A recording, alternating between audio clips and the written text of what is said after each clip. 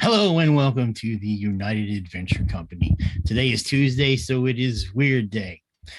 Yay! We're here to play Wyrd. Um, I believe we're going to try and experiment to show you a trailer that my wife had put together for the game. So, Laura Thorin is our producer, stream master. Take that away.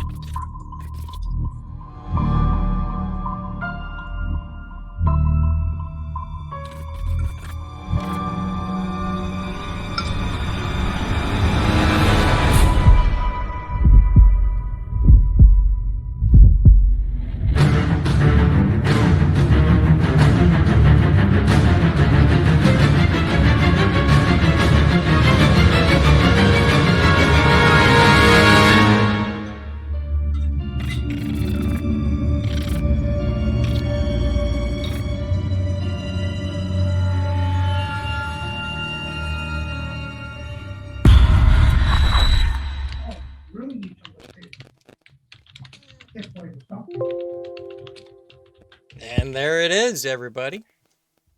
All right. That was pretty cool. My wife made that, so I did some of the art that was in it. She like surprised did it. She did it while I wasn't looking. Right. Just like surprise. Oh, okay. So, let's see. I think for business news for the United Adventure Company, yesterday we did a announcement thing. I can talk about that now, right? I'm supposed to plug that, right? Okay. It's going to be a rebranding, and we're going to start streaming over on YouTube. You can check out the Discord. There is links and stuff to all that. Well, and I don't want to give you any misinformation, so I'll let Discord tell you all that. And of course, if you wanted to see that trailer again, that's on the Charisma Kills YouTube. It's called Charisma Kills TV. So, again, I'm Jesse, aka Ego Rabbit Matches, and your host for Wyrd, creator of Wyrd. And with us, we have Laura Thorin, who, like I said, is the producer and stream master for us for Waking Even Newthsome. We have Two Wolf is coming in. Actually, Laura Thorin, you're coming in with a new character as well. Two Wolf is coming in with a new character. And then we have Diamond, also known as the Clip Master Supreme for the United Adventure Company. Not really. Diamond is playing David Remo, who is the sole survivor, except for one NPC of the last game. Laura Thorin and Two Wolf will be coming in with a new one. So, are there any questions? Should we do a recap? It'll be a really, let's go ahead and do a really brief recap. If you want to see it, I believe it's up on the United Adventure Company YouTube channel. But at the end, there was a terrible situation where our party had stayed past sunset, and evil dog monsters attacked them. Dog monsters named Agamemnon and Hannibal. They fought them bravely on the deck of the Newthsome Island house, which they had actually anticipated to do and had wired the dock to explode. Well, Jerry, who had already sustained an injury from walking into a shotgun, had decided to they're going to stay and fight the good fight.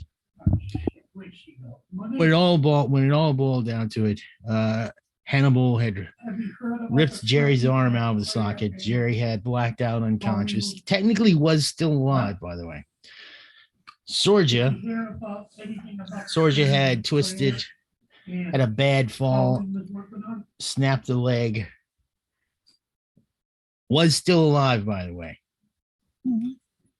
But saw that it was probably more of a heroic act, I suppose, a self-sacrifice, and triggered the explosion via smartphone, finishing off herself and Jerry, who was well underway on his way to the afterlife anyway. The of the two NPCs, Father Deacon Robert Vicar Thomas, Don't have to worry about that name no more. Yes, bled out. And let me just say this. Deacon Thomas has never survived in a game of this that he has appeared in. So Yay, we kept tradition. this was probably the worst death he experienced. The other one was very quick and painless. All right, so we did end with Derek had used one of the drone, not Derek. Oh, David had used one of the drones that Sorja had wired a flare onto earlier in the game, and had flown the drone into Newthsome house through a hole that's in the roof, and was going to set the flare off inside the house to set it on fire, which, as far as David knows, the flare did go off, activated it shot, but then there was a tumbling of the drone because of the pushback. And the last thing David heard over the microphone was where is Stephanie? Yeah. Well, Stephanie and the body of Father Deacon Vicar Thomas Robert is currently anchored a couple miles offshore in the Newthome's Pride, whereas David Remo took the university research vessel.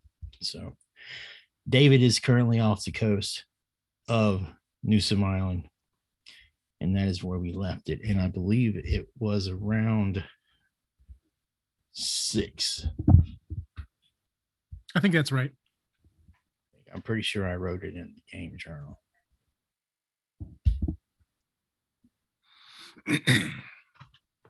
But and yes, it was around 6. Okay, so but let's start actually with Lord Thorin and Tuo so we can get their characters in. Especially let's start with Thorin, who is playing. Tell us about your new character, Thorin. My new character's name is Rick Thompson. He's a druid from the Appalachian Mountains right outside of Pittsburgh. He actually grew up with Jerry. So, and the reason why he's here is because Jerry gave him a call saying, hey, something's weird's going on, and I would like you to come out here and kind of get your input. So I made my way out to the island, and lo and behold, here I am. All right. So let's start with Jerry, because Rick. Yes. Because Rick has something special Rick would like to do. All right. Rick is a practitioner of the druidic arts and has most recently came across his first actual real live spell. Now, yes, there is magic in Wyrd, but it's not like your fantasy game Dungeons and Dragons magic. Magic in Wyrd can be really, really slow, but it can be really powerful, and it's always really, really risky. So go ahead. I was just going to say, so I'm going to be taking this time right now to kind of make sure everything's prepared for, and it might even take the entirety of the night to get this done correctly, but I'm going to summon myself my own familiar. Yes. All right. And so also magic has a flavor in Wyrd. Mechanically, magic is, and I hate to use the word generic, but he has the spell called Bind Familiar. Now, he has a druidic like nature kind of version of the spell. So any of the materials and stuff that he would use would be more in the realm of nature and stuff like that. To whereas if someone had found this spell while digging through like the Order of the Golden Dawn's archives, it would be mechanically game wise the same spell, except for the components and things that would be used in it would be more like hermetic magic, candles, books, and spells and stuff like that.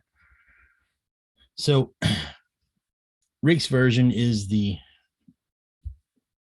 druid version. So yours is the nature base version. And you have arrived here on Oakhaven. You haven't been here that long. And you've decided you want to use this spell. I mean, since I can't have my other dogs around, so I might as well see if I can summon one. All right.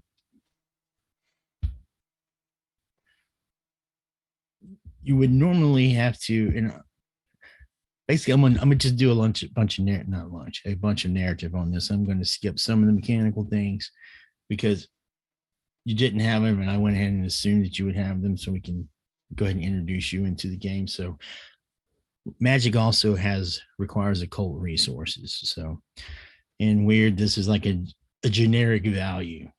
And I hate to use the name generic, but it represents the things that you would use to cast a spell with. So in your case, it would be maybe rare plants and herbs, dirt from a specific field in Ireland from somewhere, or a particular kind of stone. But you have this already. And you know what, from your understanding, what this is going to do. And I'm assuming you're going to try to bond an earth spirit. Correct. All right. This is going to, if done correctly, it's going to summon a spirit.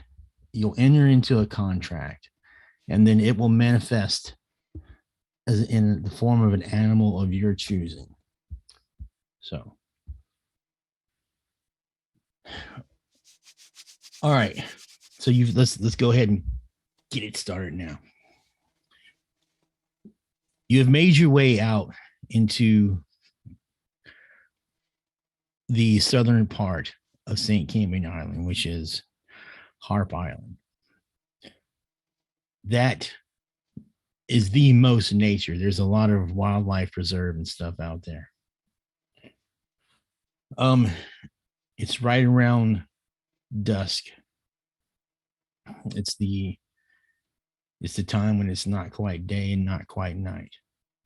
You're at an area where there's some water, but it's because it's not quite ocean and it's not quite land. You prepare everything you need, and one of the main components is to start a small fire. You start a small fire, and one of the things about the druidic magic and the nature magic is being sky clad. Now, I'm not going to say you have to be, but sky clad is just part of the tradition where they do rituals and stuff in the nude. So that's something Rick would do. Yep. All right. So you've got everything out. You've literally and figuratively, you've got everything out. All right. Let them sway in the wind. You do the chants. You do the prayers to the nature spirits. Occasionally, it requires you to throw in some kind of a plant leaf matter into the fire, then some powdered stone into the fire. And this goes on for about an hour or so. One thing you notice, it starts to get a little cooler, even though you're right next to the fire. The next thing you notice are butterflies. It's a little early for butterflies, and these butterflies are very strange. They're blue. They look like blue monarch butterflies. They start flittering around you, occasionally landing on your shoulder, landing on some leaves and stuff or debris that's around you. Then everything gets really, really quiet. Quiet, not really quiet, but really muffled, like things are far, far away. The light from the fire actually feels like it's pressure pushing on you. The air starts to take on all these earthen and evergreen kind of smells. And in the shadows, you can see what appears to be two pinpoints of light, and you feel that there is a presence. And you can hear from all around you. You have summoned me. Yes, I did, my friend. You wish to enter into a contract. That I do. One that would be beneficial for both you and I.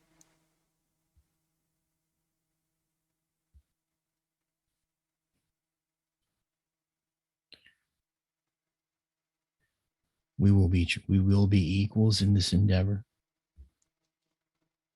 Aren't we all equals in one way or another?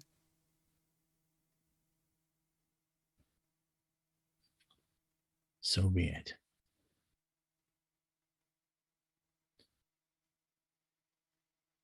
Which form shall I come? A bloodhound.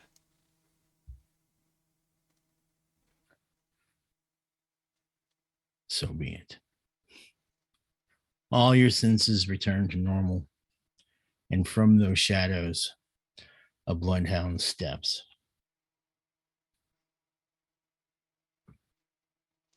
I will call you Rusty. And Rusty shall be my name. Rusty speaks to you like you have a telepathic bond. I don't know if you looked at it or not, but I put a note. Should be in your packet. It says familiar abilities.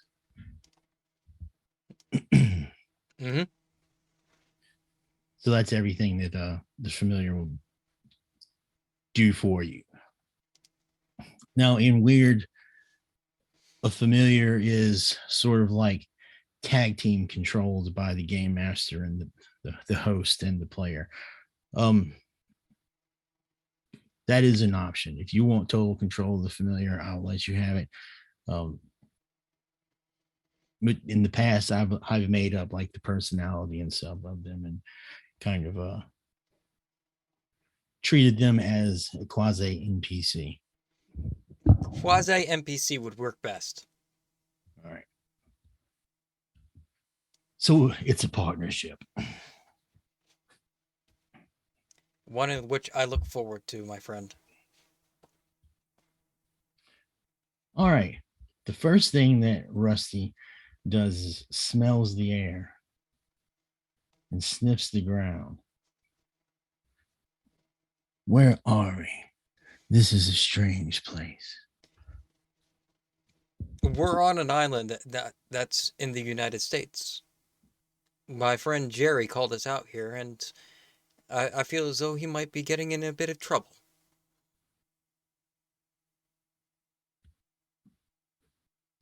There's an old smell to this ground.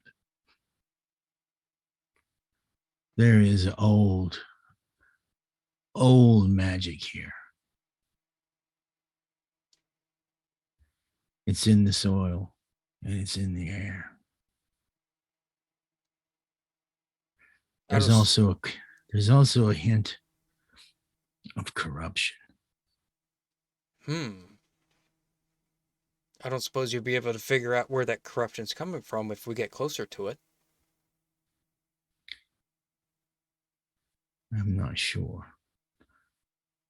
I fear it may be this entire place. An island, you say? Mm-hmm. Well, islands, I should say. We're on the southernmost island right now.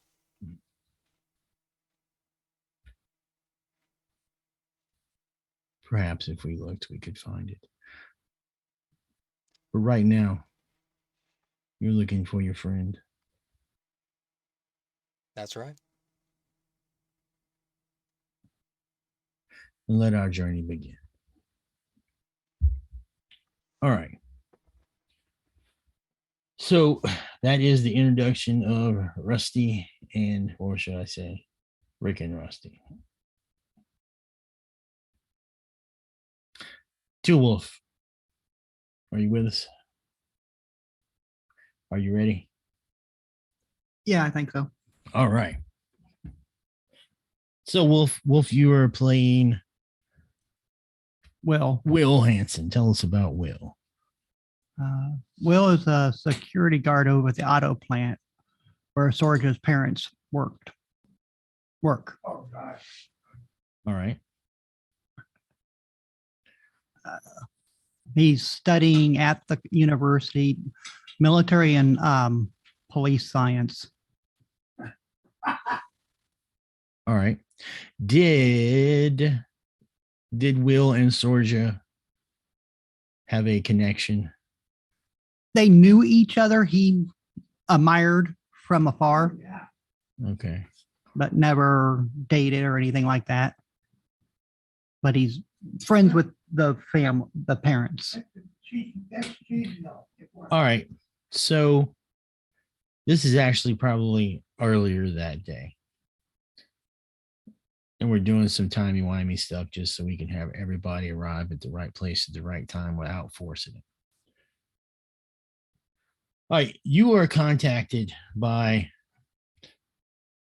Sorge's father. Let's say Sorge's father is an upper level administrator at, it's called Suzuko Motors, is on Bigsford, which Bigsford is another area of St. Campion Island. It's the industrial area. He calls you into his office, or his secretary calls you in. Secretary contacts you. Could you meet with Mr. Damn, I archived your character. I don't remember the last name. Yeah. Mr. Sorja. Yeah.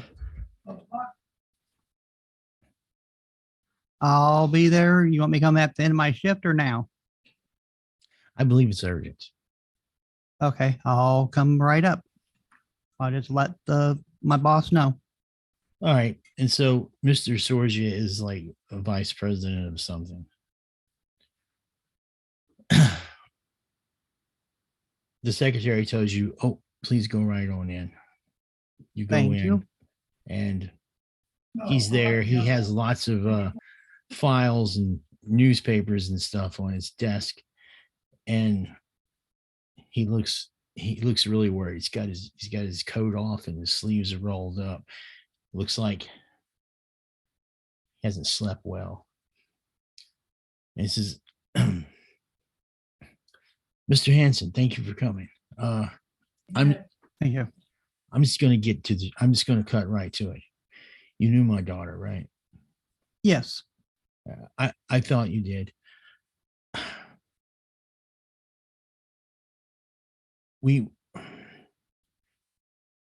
She's missing. The police won't do anything because she hasn't been missing long enough. There's some strange things going on. The sheriff's department contacted me. Apparently, she was involved in stealing files from the sheriff's department. She wouldn't steal files. I mean, why? They say they have her on camera taking files that pertain to animal attacks. I can't reach her on the phone. Her mother can't reach her. No one else knows where she's at. Someone at the university had said that she had signed out on a boat.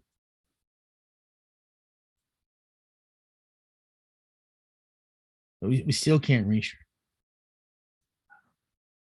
her. I can go to the down to the docks and find out if the boat was returned and maybe see if she went out with anybody else recently. I know she said she was working with somebody on some type of on their research and stuff using her little submarines or something. Yes, we are quite worried, and you can't get the police to move on this at all. It's tourist season and everything, and it's just chaos. So, I'll go. check this out. I'll clear it with the company. I'll cover any expenses. We really just need to know what's going on. And you knew her. Yes. Okay. I'll go right away. All right, here, take this. He gives you a card. This is the number 2. This is direct number to my personal cell phone. If you need anything, give me a call. Will do. And I'll go down and take the company truck, which I always use. All right. Okay, you take off. For Rick, again, this doesn't take place at exactly the same time. It's a little earlier during the game, in game time. But you go to places where Jerry may go. You find out that he was running around with someone at the yacht club, and you eventually run into this individual. Oh shit, what was his name? Can't remember it now. It's skipping my mind. Reginald is the dock boy, I suppose, if that's an occupation for the yacht club. Reginald had told you that as far as he knows, Jerry was helping out Miss Stephanie Newthsome on something dealing with the sale of her island.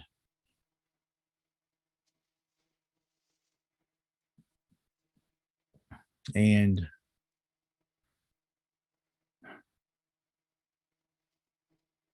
you don't have a boat.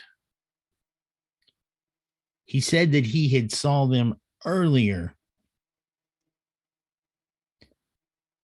leaving from the south side of the island with a man he describes and gives you the name, David Remo, and a young lady named Sorja Sora.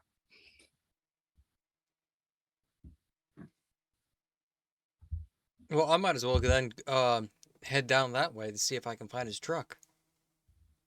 All right. It must be destiny. It's got to be fate. You all arrive at the same time, except for you're all headed that way. Let's go to David. I don't want to convolute this, but I don't want to rob this. I don't want to rob the scene either. So, David, how long are you going to stay out there? For the other players, it's probably around 5:00, and you're independently heading for the harbor, the south side docks. All right, back to David. Yes. So as I remember the scene, it was Dr. Stephanie Newthsome and I on the boat.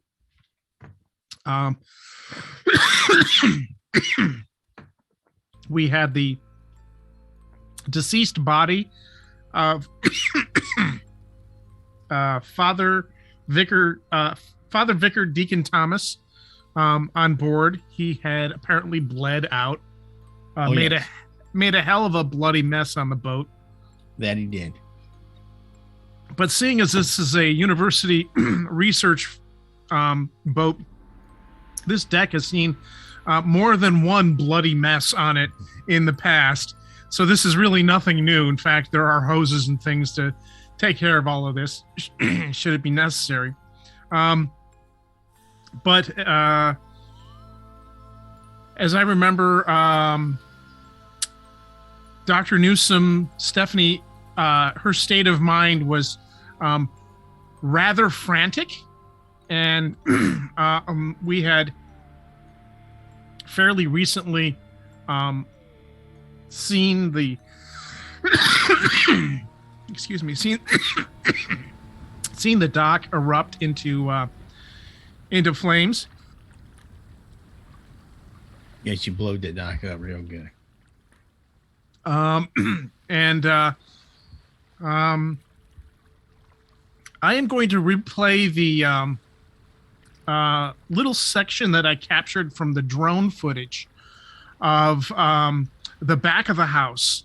There was a kind of a fire pit area or circle area with some seating, and there was, as I remember it, a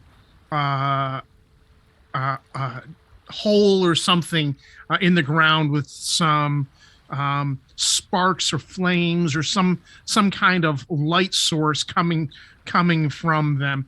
I want to play back that section and ask Dr. Newthsome, Stephanie, if she recognized that area and she can tell me a little bit more about what that area is. All right. So you're on the research boat then? Yeah, on the okay, research offshore. All right. Offshore, but still in the general vicinity. We haven't taken off yet. All right. Still trying to process everything that's been going on. Okay. It's nighttime. There are no clouds. The moon is half. It's waning gibbous, but it's in its half position, so there's still quite a decent amount of light. Not to mention, a couple of islands away, there is the lighthouse. So you can hear the sounds of the ocean at night. The air is getting cool. She's still in a wetsuit, which I understand those are actually kind of insulated, but she probably has one of the blankets or something wrapped around her too. She is close to being in just a psychological shock. She still has blood on her hands and blood smears on her face from Deacon Thomas. There is a quiver to her hands. She keeps re-wetting her mouth like it's constantly dry, and she's just lost, staring at the island. And you bring her the screen, and she takes a look. And you can see the light from the screen illuminates her face, casting these unsettling shadows. And she watches it.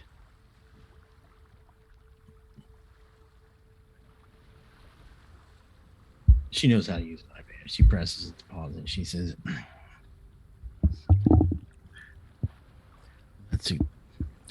That's the garden.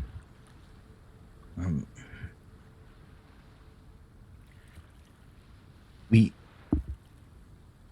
had it stoned in, and there's a little fountain. It was more for. It was just meant to be like a decorative garden, and well, there I don't know why that hole is in the ground, but that's where we buried Hannibal and Agamemnon. God, that was back in the 70s. You got to understand, they weren't like this before. If that's even them, they were some of the most kindest and gentle animals. They never bit, they never snapped. They were never like that. I don't know what that is, but here, as she points at where those other holes, where those mounds of earth were, that's where my mother and father were buried.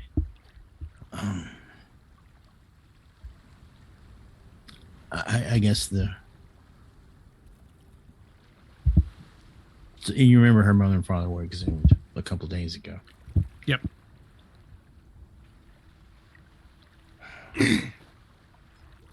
I don't understand I mean, it looks like possibly someone has dug Hannibal and Agamemnon up. I don't know. I just keep thinking about it. Horrible. It was horrible, David. Agamemnon was covered in fire. It didn't seem to be bothering him. If that was even Agamemnon, that's got to be something like demons or something, right? That can't be real. None of this can be real. But it is. What do we do, David? Dr. Newthsome, we approach this scientifically. We take it one step at a time. Right now, we have Sorja and Jerry on the dock. Has the dock died down, or is it still continuing to burn? Or does it even exist? Oh, the dock is jacked up. It's not disintegrated, but remember, it's like a T-shaped dock. Yep. That area from the center on out, some of the pylons and stuff are still there. Maybe even some of the decking boards, but I mean, it wasn't like an aerial bomb, you know. It was some pipe bombs going off, so it's jacked up bad. There's a little bit of fire. Because what I'd like to try to do is I'd like to try to recover the bodies if I could, and weapons and things like that. Basically, clean up the scene a little bit. All right. Well, you put the boat in gear and start moving over towards the dock. Dock, yeah. The boat has a large spotlight on it that you can use. So go ahead and make a visual perception check. And I'll make one for not Deacon Thomas.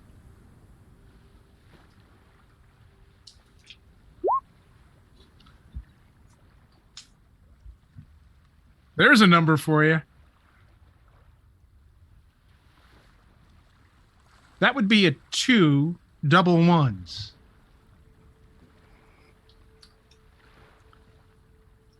All right, that is what we call a critical failure.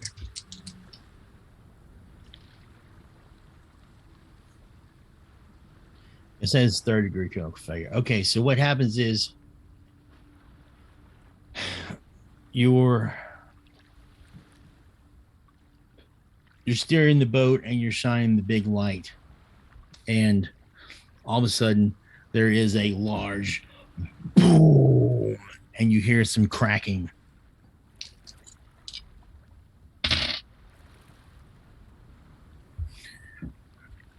Stephanie actually stumbles over the edge and she falls into the water.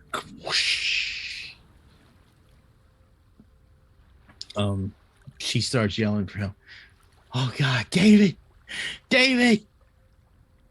help.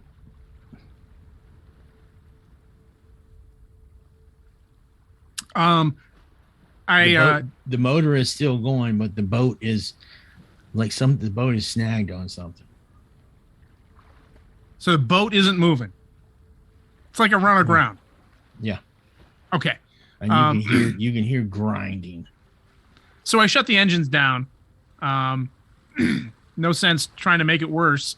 And I swing the light around to where I heard the splash of Dr. Newthsome to try to light up the water, see if I can spot her in the water, and then I'll throw her a line. Yeah, you see her. It's not a problem. She's splashing around down there. There's lots of debris down there. You see it, but she doesn't see you. Doesn't see it.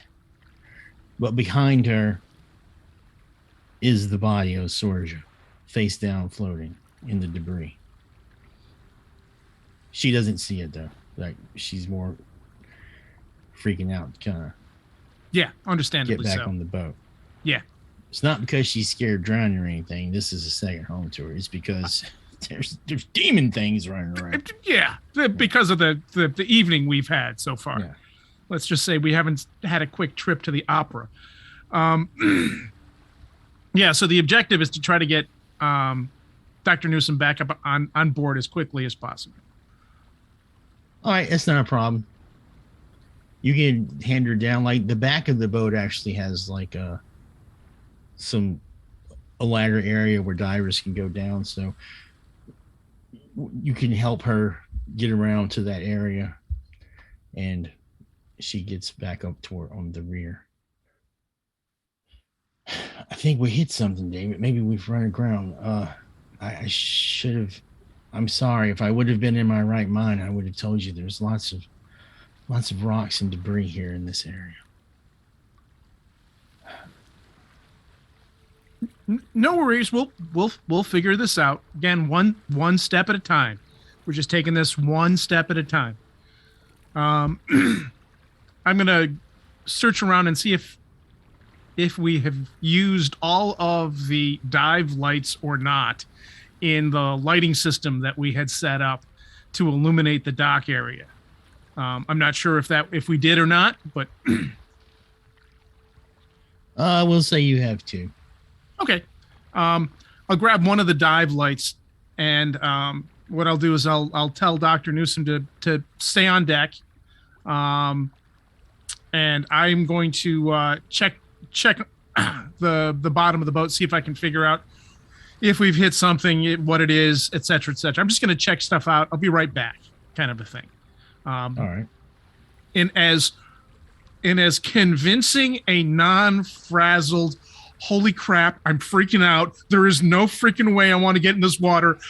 I still got to do it, but I don't want to do this kind of mentality. Doing my best, best routine of this will be fine. This will be fine. And I'll strip down to my suit, and I'll jump in the water and see if I can figure out what's going on underwater. All right, no problem. This is regular swimming. You're a pro at this. I'm not gonna make you make a roll or anything, and you actually have scuba gear if you need it. So, yes. All right, you go down. You can see debris everywhere. You can see the debris has settled to the bottom. You can actually see a lot of storm debris from the past storms too. Yep. There's tree logs, there's tree limbs, there's furniture, there's sunken boats, and as a matter of fact, one of these boats it's a smaller 1 to 2 man craft, generally used for fishing and saltwater fishing. Yep. It doesn't look old at all, but it is sunk. It's damaged and it is sunk. It's a little closer to the shore.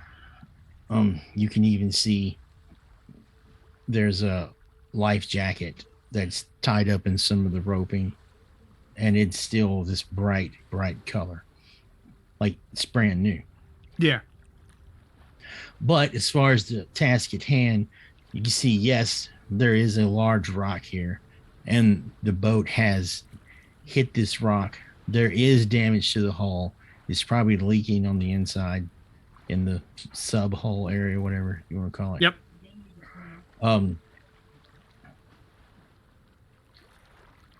The only way you're probably going to get loose is just gas it and play with the wheel, unless you had some kind of heavy equipment that could take care of this.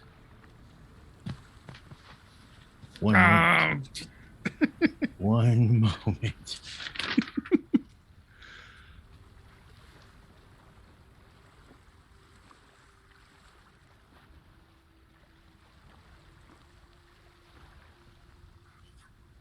But because you have boating, I won't make you make a roll because I went through the trouble to do this. High tide is going to be at 8 o'clock. That should help. Around 8 o'clock will be high tide, and the boat should, if it doesn't sink, lift up enough. That's 2 hours, though. Yep. I'm going to come back up out of the water, get on deck. When I get on deck, I'm going to dry off, tell Dr. Newthsome to make sure the bilge pumps are working. And I give her directions to where on the console the bilge, the manual override of the automatic bilge pumps is, and make sure that the manual override gets thrown and that they are in fact, in the on and pumping position. And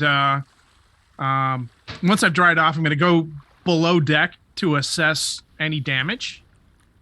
And see if there's anything that I can do, if the boat is in fact leaking, if there's anything I can do to slow down the rate of water ingress.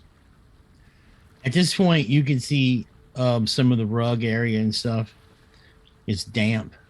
There's a little sheen of water. Mm-hmm. It is taking water, but it's extremely slow.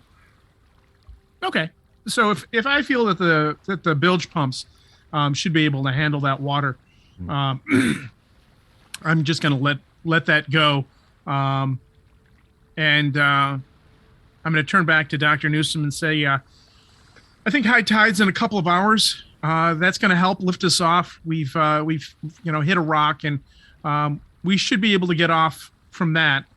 I'm going to sit Dr. Newthsome down and make sure she has a jar of Jerry's good stuff, and just have her sit tight for a moment or two, and say, I'm just going to check out some of this wreckage, and see if I can't figure out what the hell is going on here. I'm going to and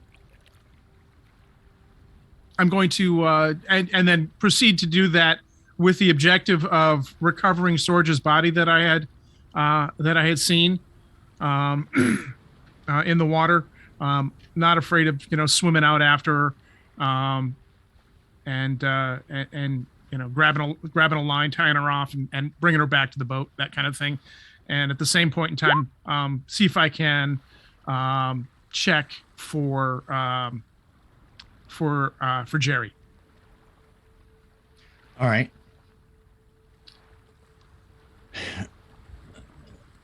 Stephanie's doing a poor job of faking being okay. She's really trying to.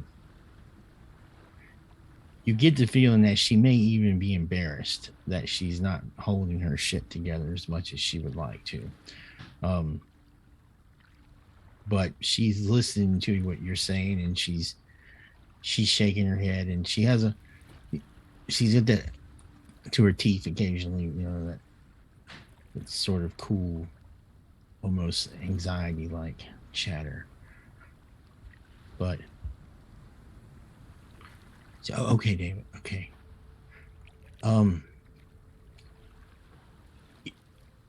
I'll hold everything down here. Wait a minute, Dr. Newthsome. Do you know Father Price? Yes.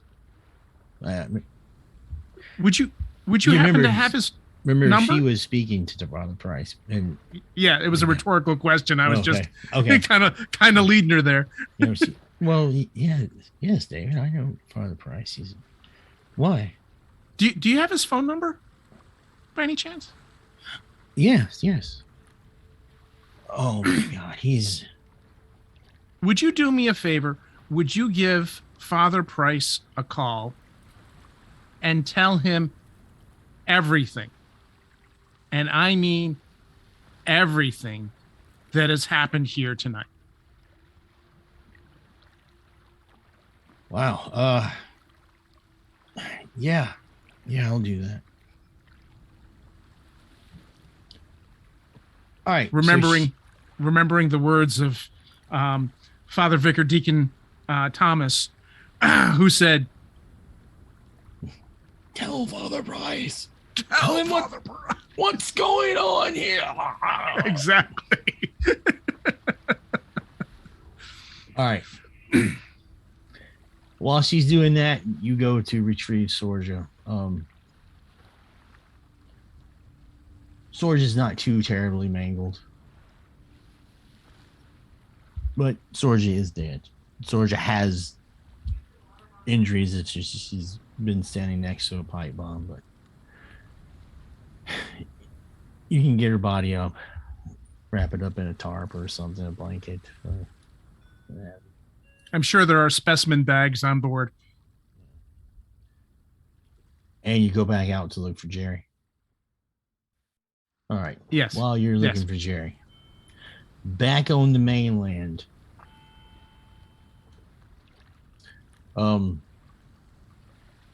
Will, you're at the gate of where the university has their sections of dock. The gate is locked. There is a booth out there where a security guard would be. It's still tourist season. There's still a shitload of activity going on. Rick, you pulled up and you saw Jerry's truck out there. But the only other individual you see is William, which William is a tall, dark specimen of a man. Very chiseled and athletic. I imagine looks a lot like that. Who was that actor that just played Jack Reacher? I could be wrong. It's Stu Wolf's character. Stu Wolf can. Yeah, that's sounds good. It just William is got lots in physical stats, so Will is He a big definitely man. spends majority of his time off of work in the gym. Yeah. You can do your laundry on his abs.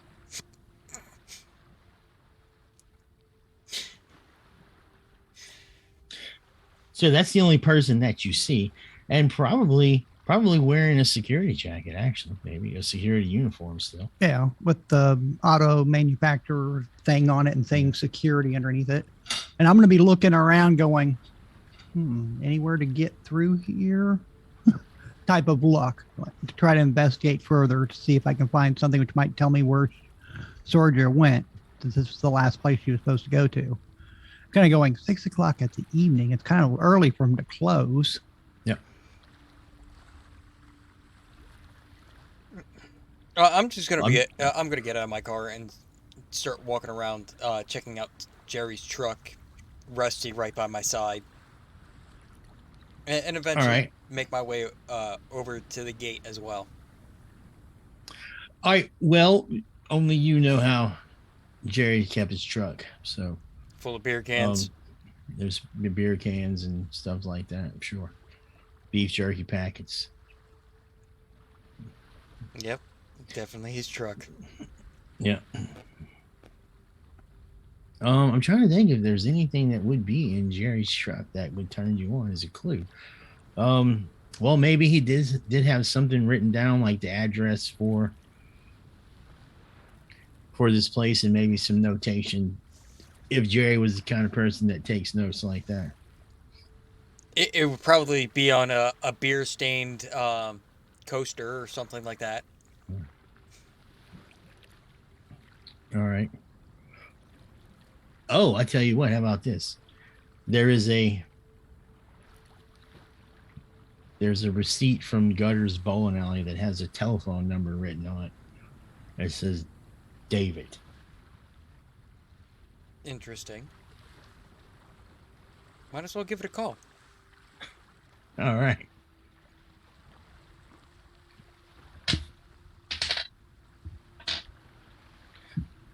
Okay. It rings for a little bit. And then, David, I'm sure you don't go swimming with your phone, so it's probably still on the boat somewhere. Indeed. All right. A female voice answers. Can someone else answer someone else's phone these days? Probably so, right? Sure. Let's just storyfy it. Hello? Hello. This female's voice. I'm trying to get a hold of David. Oh, David. Oh, David's here. He just can't come to the phone right now. Can hold on one moment. David! You hear Stephanie calling for you. I reach my hand out of the water and I wave back to her. What? I didn't mean to answer your phone, but it was ringing. You have a call. Who? May I ask who's calling? My name's Rick. It's a gentleman named Rick. Is he trying to sell me the update to my car's warranty? And she just says, "Is there anything specific we can help you with, Rick?" I'm trying David to get a hold of my friend Jerry. let's see if she can hold it together. She starts crying. Oh God, poor Jerry. Are you okay?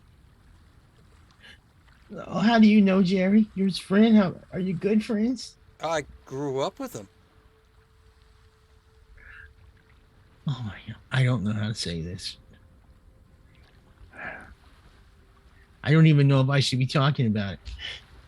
Oh, David, it says he's a good friend of Jerry. And she's crying. Should I tell him? I'll be right there. Hang on. David's coming in out of the water now. You'd like to hold on, or I can get him to call you back? Oh, poor Jerry. I have all the time in the world to hold on. All right. Splish splash. David's out of the water. Gets the phone. There you go. Hello? Hello, David. Yes, this is David Remo. Who is this? Who am I speaking with? Hi, my name's Rick Thompson. I was a childhood friend of Jerry's. He actually gave me a call a couple of days ago and asked me to come up. Oh, poor Jerry.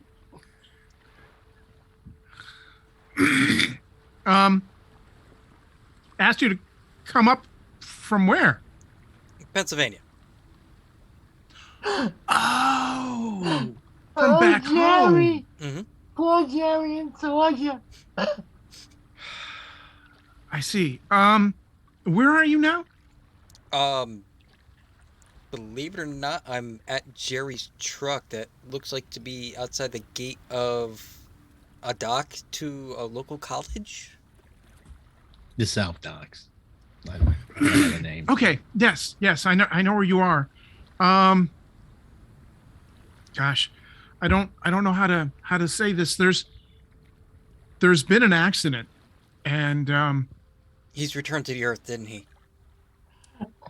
Oh, Jerry. indeed, he is. He's no longer with us. Well, I hope he went out the way that he was hoping to, in a blaze of glory. I could not have described the situation any more accurately. Wait a minute, what? He actually went out in a blaze of glory? You're shitting me, right?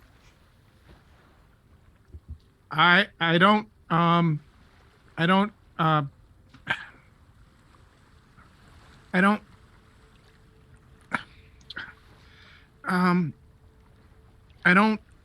oh gosh, what is that word? What's that word?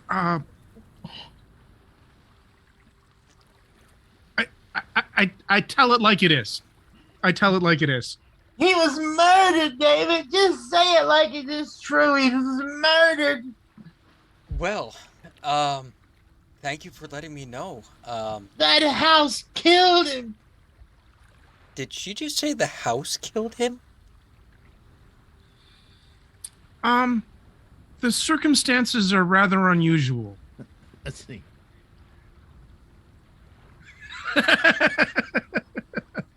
Wow. The magic 8-ball has landed point side up. No.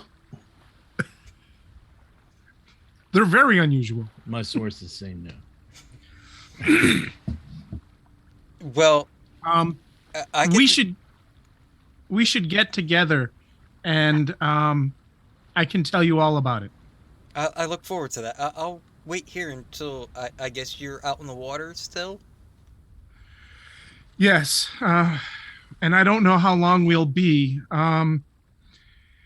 and I've got my hands full. I've got a boat that needs some repairs. I've got to get it back to the dock.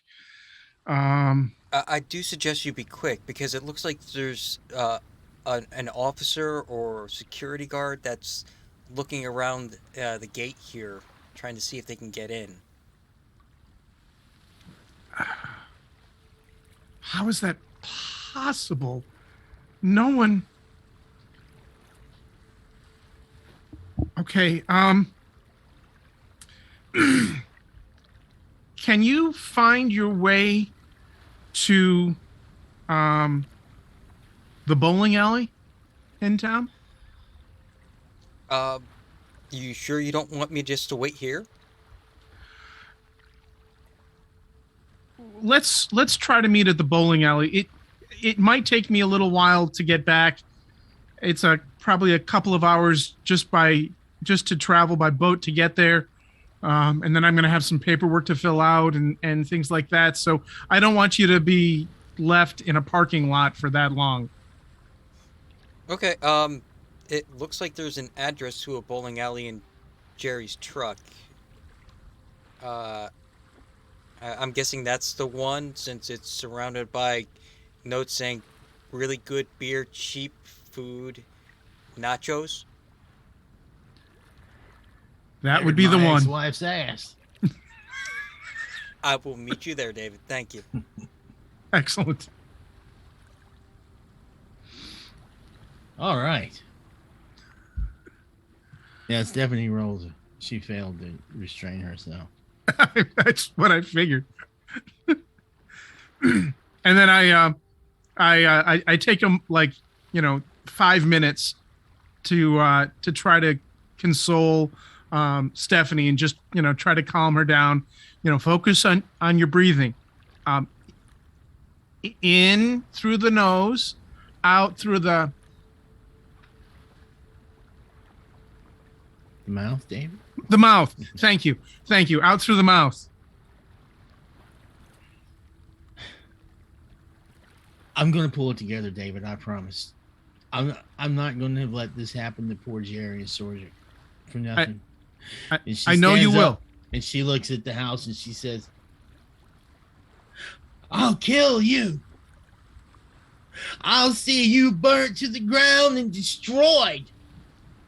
I'll see you raised and this whole entire island paved over."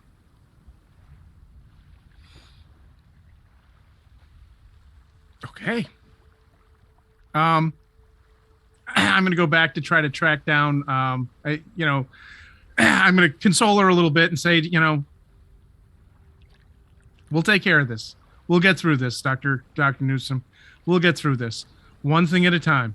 I need to find Jerry, get him on board, and see what we can do. All right. So searching, it's probably an hour is going by. You go back in to search some more.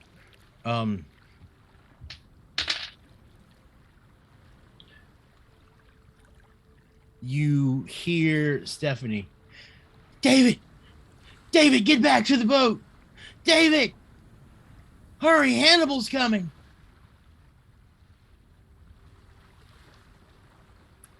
And I head back to the boat.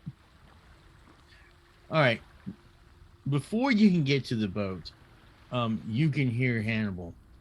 Hannibal is just on the rocks trying to get down to the shore. Huge, ugly.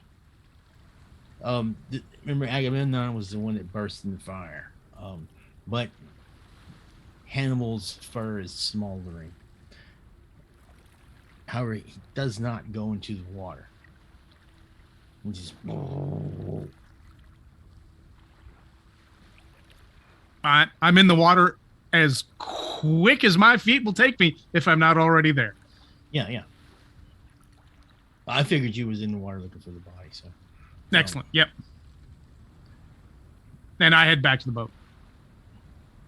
All right. And Hannibal just starts barking.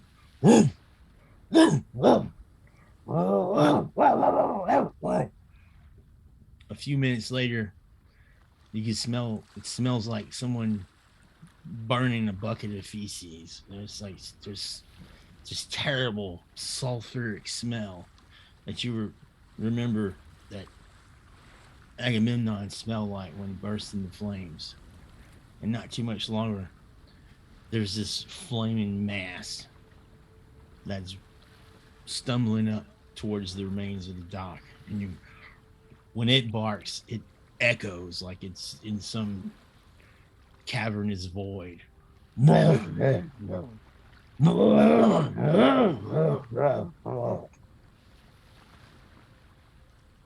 they walk along the shore and what's left of the dock, just howling. I mean, you could do whatever you want. I'm just letting you know what they're doing. You know that classic cartoon scene where the character is running and their feet are going a million miles a second, and you hear that crazy sound that happens in the background? Yeah. That's the sound and exactly. That's the sound and action that David is currently making as he puts on his best breaststroke form to get back to the boat as fast as he possibly can. He is wigged the F right out. He is back to that boat, and he is remembering the line from one of his favorite movies, Apocalypse Now. Never get off the boat. Never get off the boat unless you're willing to take it all the way. And David is not willing to take it all the way. All right. As you start climbing the ladder on the back of the boat, you hear the motor start. And then you can hear the sound of the stone grinding against the hull. And Stephanie's, move, move, move. Oh, shit. Oh, shit. She manages to get this thing off of the stone. Like, you hear some scraping and more metal cracks. But this thing slides off of that stone.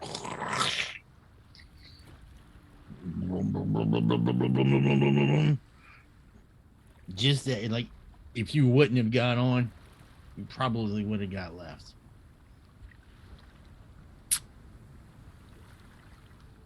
But something tells you that she waited until you at least had a hand on the ladder.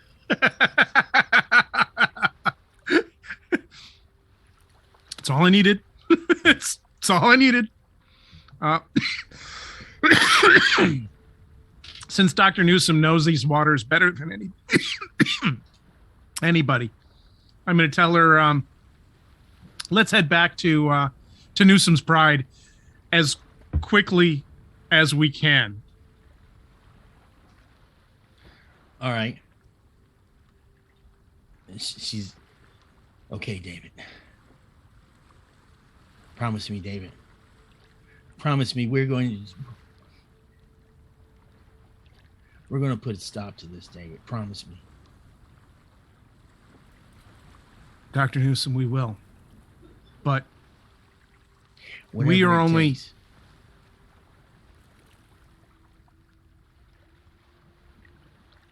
Two people. Two. Thank you. We're only two. As you saw, the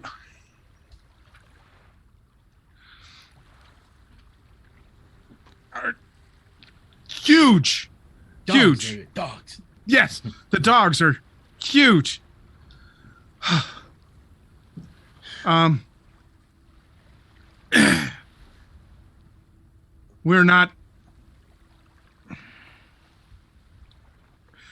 We don't have the things that we need for this. We need help. Whatever we need, David. Whatever we need. We'll Did you get it. speak? Did you speak with Father Price?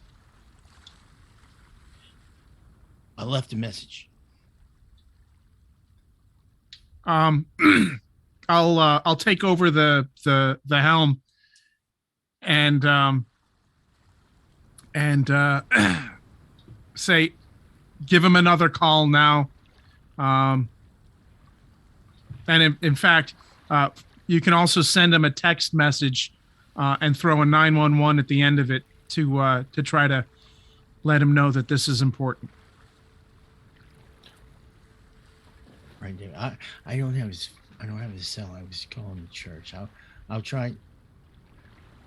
I left a message for him with Sister Bridget, but I'll tell her it's urgent this time. Indeed. All right, so let's not leave Will out of this action. We rewind probably. I'm assuming that Rick has no reason to approach the security person. Oh no, I'm still gonna go up to him after I get off the phone. Okay. All right. So this is actually probably 45 minutes earlier than now. Present. Yes. Yeah. Well, as I was looking at the gate and stuff, I was going to look around because I remember Sorja used a scooter a lot of the times, or whenever Dad's cars and stuff. And I look around to see if I see her scooter or anything else in the lot. Okay. Yeah. You've without doubt. So I walk over to the scooter and start looking it over. I mean, obviously it's nice and cold, so it's been there for quite a while. Yeah. So, tell us how Sorja would keep her scooter. Orderly. Well, all right. Yeah. Nice. And what space there is, it'd be nice. Everything would have its little cubby hole or whatever. Even if they made an insert under the seat for storage and stuff, everything would be right where it's supposed to be. Might look around to see if there's any papers or notes and stuff. Okay. Would Sorja have left any notes to indicate where she was going? She probably would have kept track of things, which was going on, like because of her drones and stuff. Like, okay, I have this drone on the ship type thing to keep track of everything. All right. Well, you're looking around the scooter. Rick, I'll let you if you want to approach the security guy. When you do see him, though, he doesn't have like a harbor security or anything like that. You can see that once you get close enough.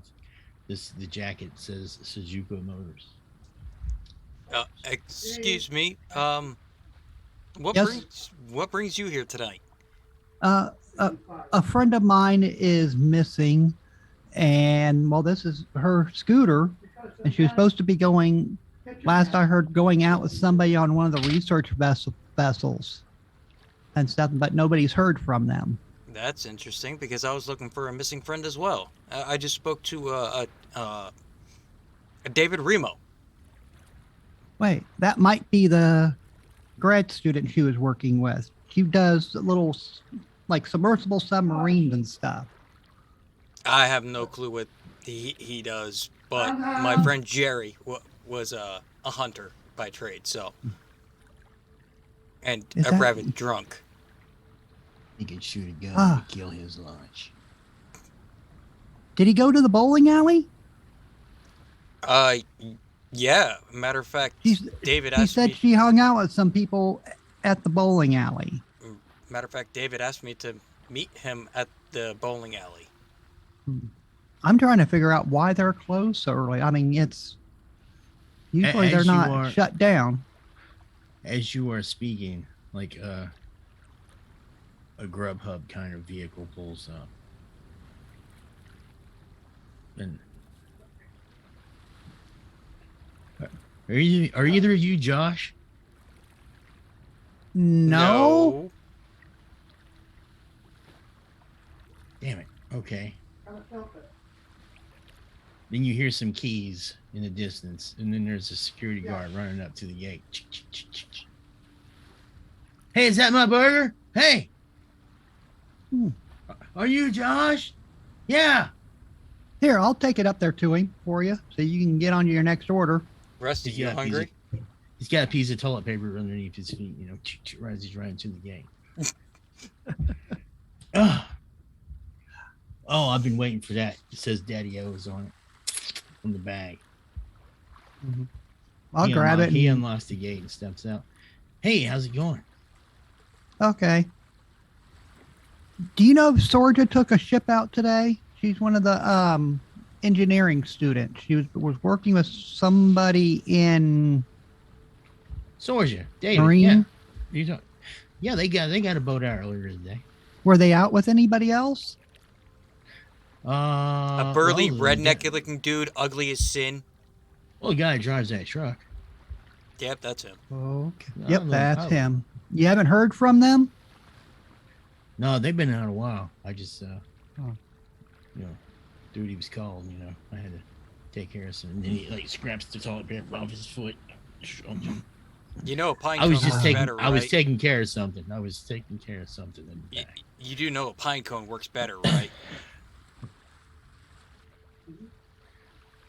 Yeah, look, we'll tell you what. I'll go check the books, and I can tell you exactly what time they took out of here. That sounds great. He grabs his bag. What if you like the smell of double bacon cheeseburgers? Like Daddy O's double bacon cheeseburger would make would melt a vegan's willpower. So he sets his burger bag down and starts flipping through the book.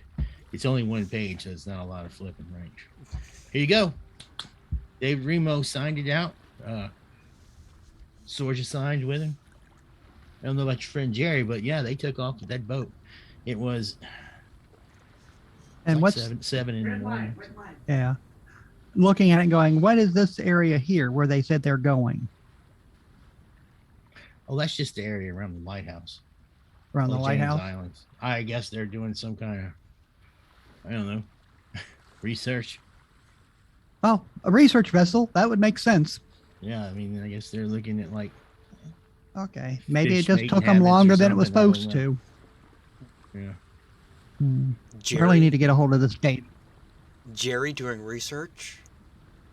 I highly doubt it. He's 3 sheets to the wind 90% of the day. He gets a big bite of his burger. Yeah, that's true. I smelled it all over him. Oh, I mean, God. he was stinking like a steel. He was. Did he have any bags or anything with him? And stuff? Oh yeah. They'll have I, bags. I've and- heard about Jerry. Did he have any big cases with him? Yeah, some big cat. Occasionally, mm-hmm. Well, You're they about to had the lose that drones. burger, buddy. You see my dog, right? The dog was just, Drooling everywhere, as usual.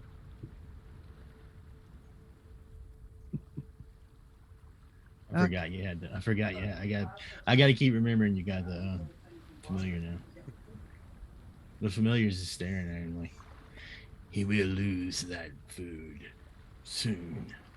I'm not going to Look stop at him you. eat. I'm not going to stop you. A slob. It's Yeah. falling all over his clothing. Completely. You can So he always puts lick the burger down and wipes his mouth out. It's not just out of his mouth. Damn it. Damn it. And then he yells as the driver is going, "You forgot my Diet Dr. Pepper." Really? A double bacon cheeseburger and you got a diet?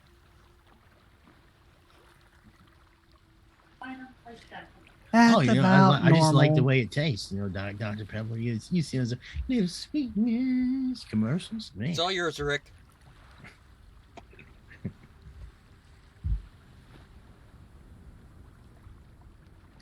All right. You gonna let the dog to eat his burger? That's fine. Yep. Yeah.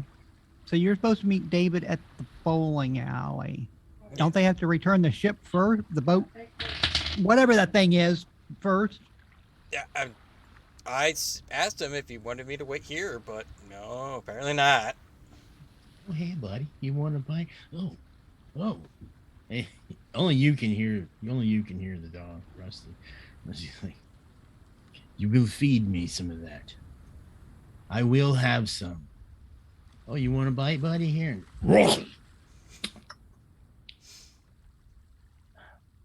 I told you we were gonna lose it.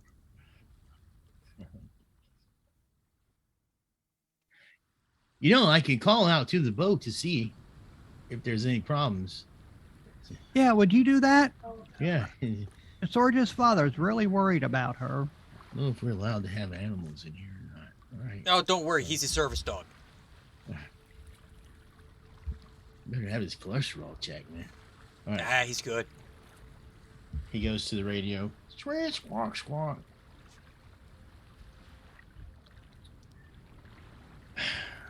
Well, this is gonna be odd. There's a rewind in time a bit, but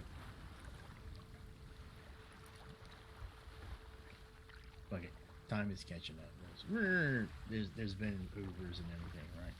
Okay. We had to wait for a while for the guy to show up. Yeah. Dave, if you're driving the boat, the radio squawks off.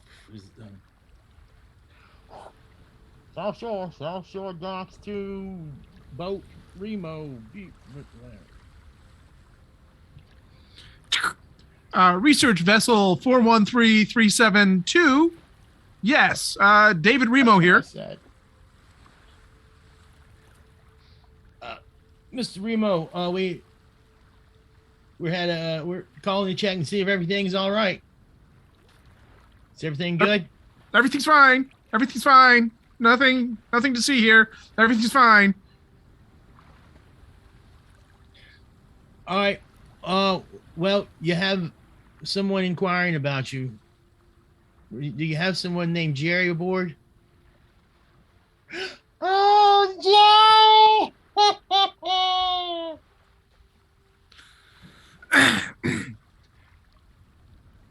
Yes, but he is currently manning the pumps. Right.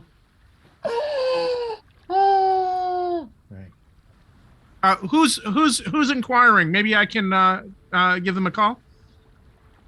All right, Rick, you can hear it. This is the same person you talked on the phone with earlier. And the security guard looks over at you. You are? Will Hansen. Well, we have a Will Hansen. Rick Thompson. Rick Thompson, you recognize the Rick. You talked to Rick earlier. Does Rick know Jerry? Yeah, Rick knows Jerry. Yeah, I think I spoke to him earlier. Just have them both meet me at the bowling alley. Sure. Y'all can hear what's happening over radio, and he's like, sure. Ask him if Sorge's okay because her father's is worried about her. What's the situation on Sorge? Is Sorge okay? Father's worried about her over 10-6-9.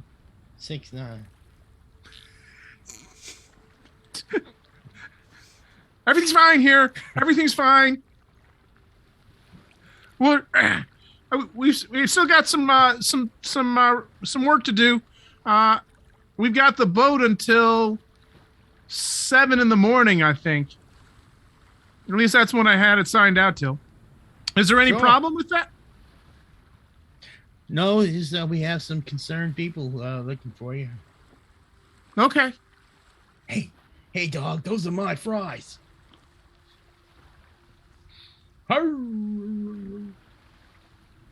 Remo out.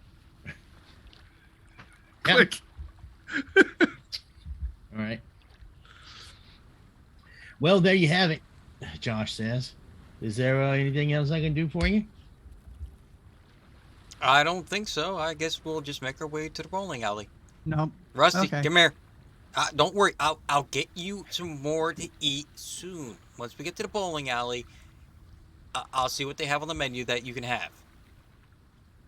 Fine. You can get some cheddar cheese and fries. All right.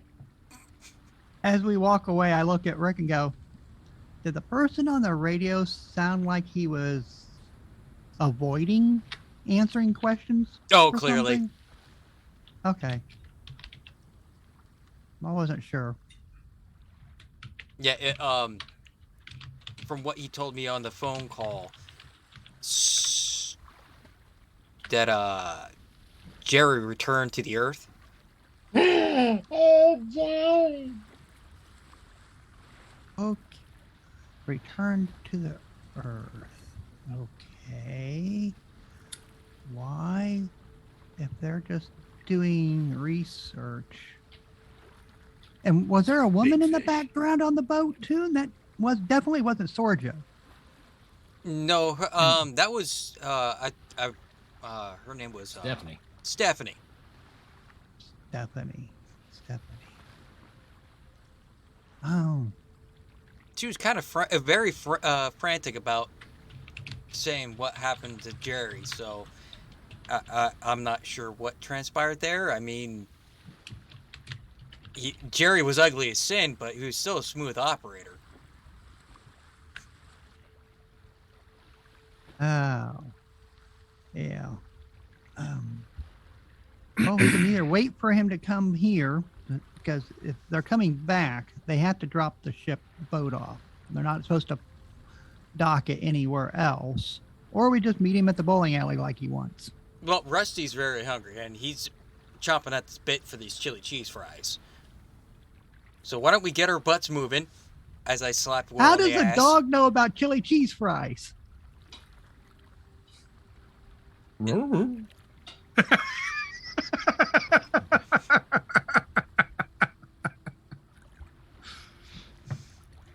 You heard it straight from his mouth. Okay. Oh. All right. Well, you know where you're going, since you're, from the sounds of it, you weren't from around here. No, I found the address in Jerry's truck. Oh, okay. I can lead you over there if you want. I'm not supposed to have anybody in the company truck. Otherwise, I'd let you take a ride in the truck. No, I got my Prius, so I'll be all right.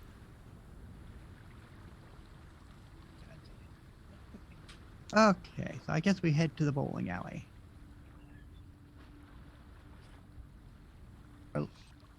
Or at least I do. Didn't I turn the air conditioner on? Shit, it's hot in here. All right. Okay. We have one situation to take care of on the boat. You get to the Newthome's Pride to let Stephanie off, and as soon as she gets on, she's reminded of poor father, the body of. But hold on, I'm getting ahead of myself. She makes the call. You can hear she talks to Sister Bridget, and she hangs the phone. She's going to get him to call me right back as soon as possible. Just a few minutes later, the phone rings, and the conversation goes somewhere like, "Oh, Father Price, I have some horrible news. It's about poor Deacon Thomas. It's terrible. He's passed on, Father. Well, you remember the dogs I was telling you about. And well, I don't know what to do, Father. What do we do about poor Deacon Thomas? What? I mean, I guess we gotta call the police. Are you sure? But shouldn't we call the police, Father? But he's dead. So we at least call the ambulance? The hospital, somebody? But I don't understand. How will you take care of it? Yes, I trust you. Yes, I trust you, but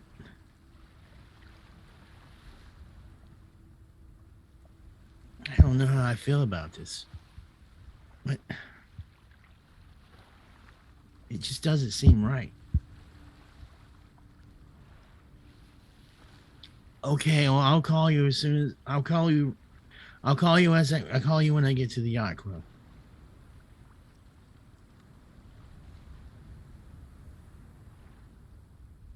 But you're asking me to lie.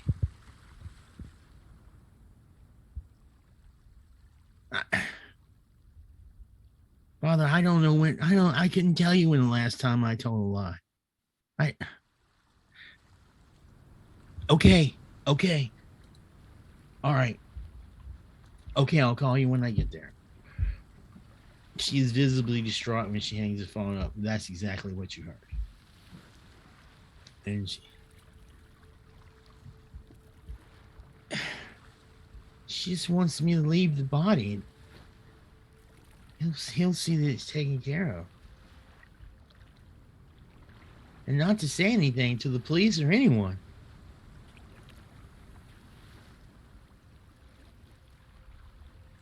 That just doesn't sound like Father Price, David.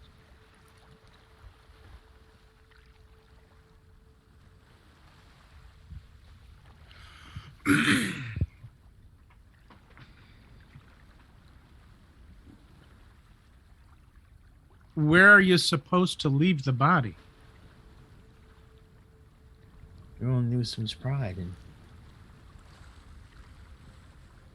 he said we'll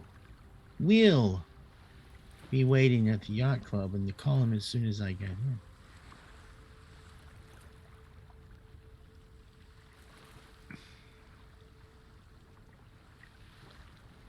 Father Price has been a friend of the family for a long time.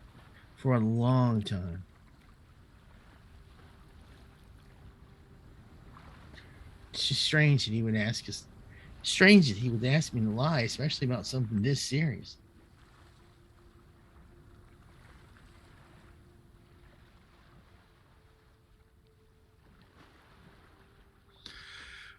Well, I don't know what to say other than in these matters, I think we should trust Father Price.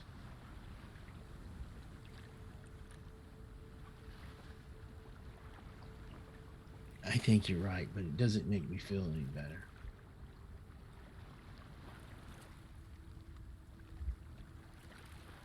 There are not a lot of good feelings from tonight.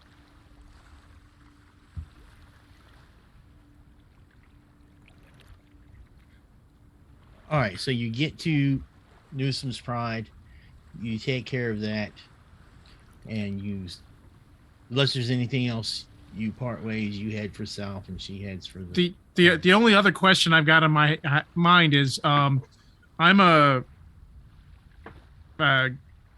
PhD candidate who has signed out a research vessel from the university from a foreign country with a couple of corpses sitting on the boat. Yeah. Kind of need to figure out how to take care of those. But as I said, one step at a time. You didn't find Jerry, so there's. I didn't find Jerry. Okay, so I only have Sorja. Okay, one step at a time. I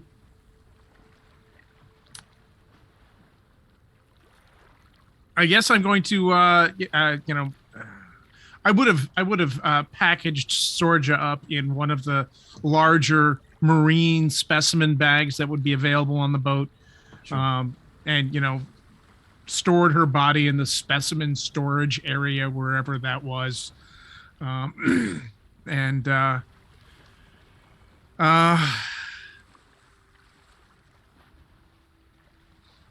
then since I have the boat for a period of time, I'll cut Dr. Newthsome loose. I'll tell her, head back to the yacht club, deal with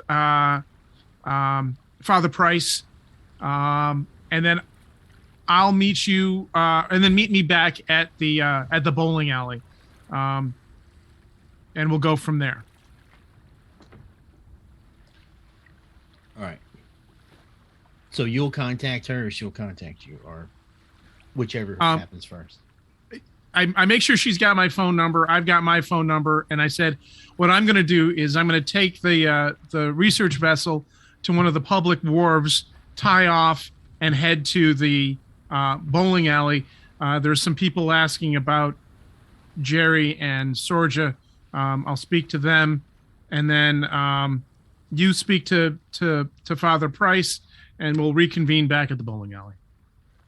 If you need me, you have my number. You can call me at any time.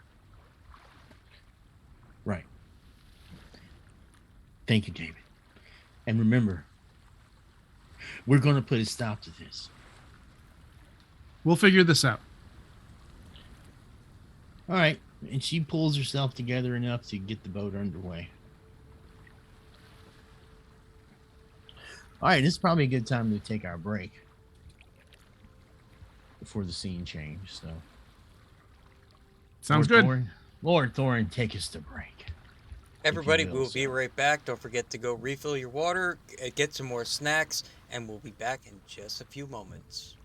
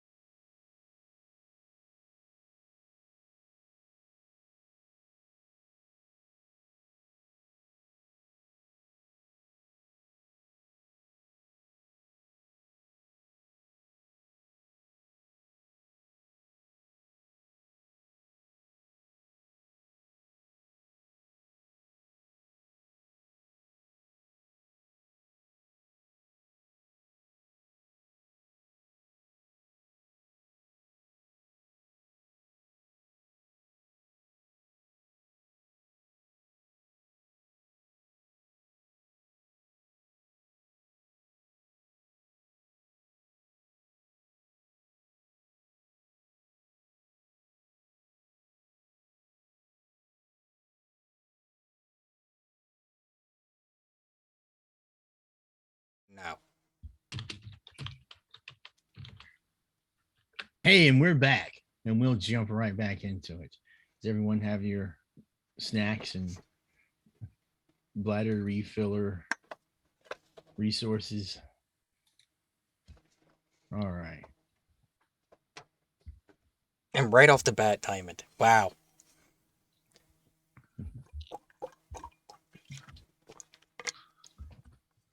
We got a mess load of points to get rid of. Need higher point items. 3,400. Not for much longer. Now, come on. I got, Sorry, 34,000. I don't have a young man's bladder anymore, so don't hit us with too much of that hydrate time. All right. Oh, and David. All right, so I, the host, cannot hear the bowling alley music, but the players seem to be able to hear the bowling alley music. So hopefully you hear it at home. And if you do, let us know if it's too loud. It went away. It went away.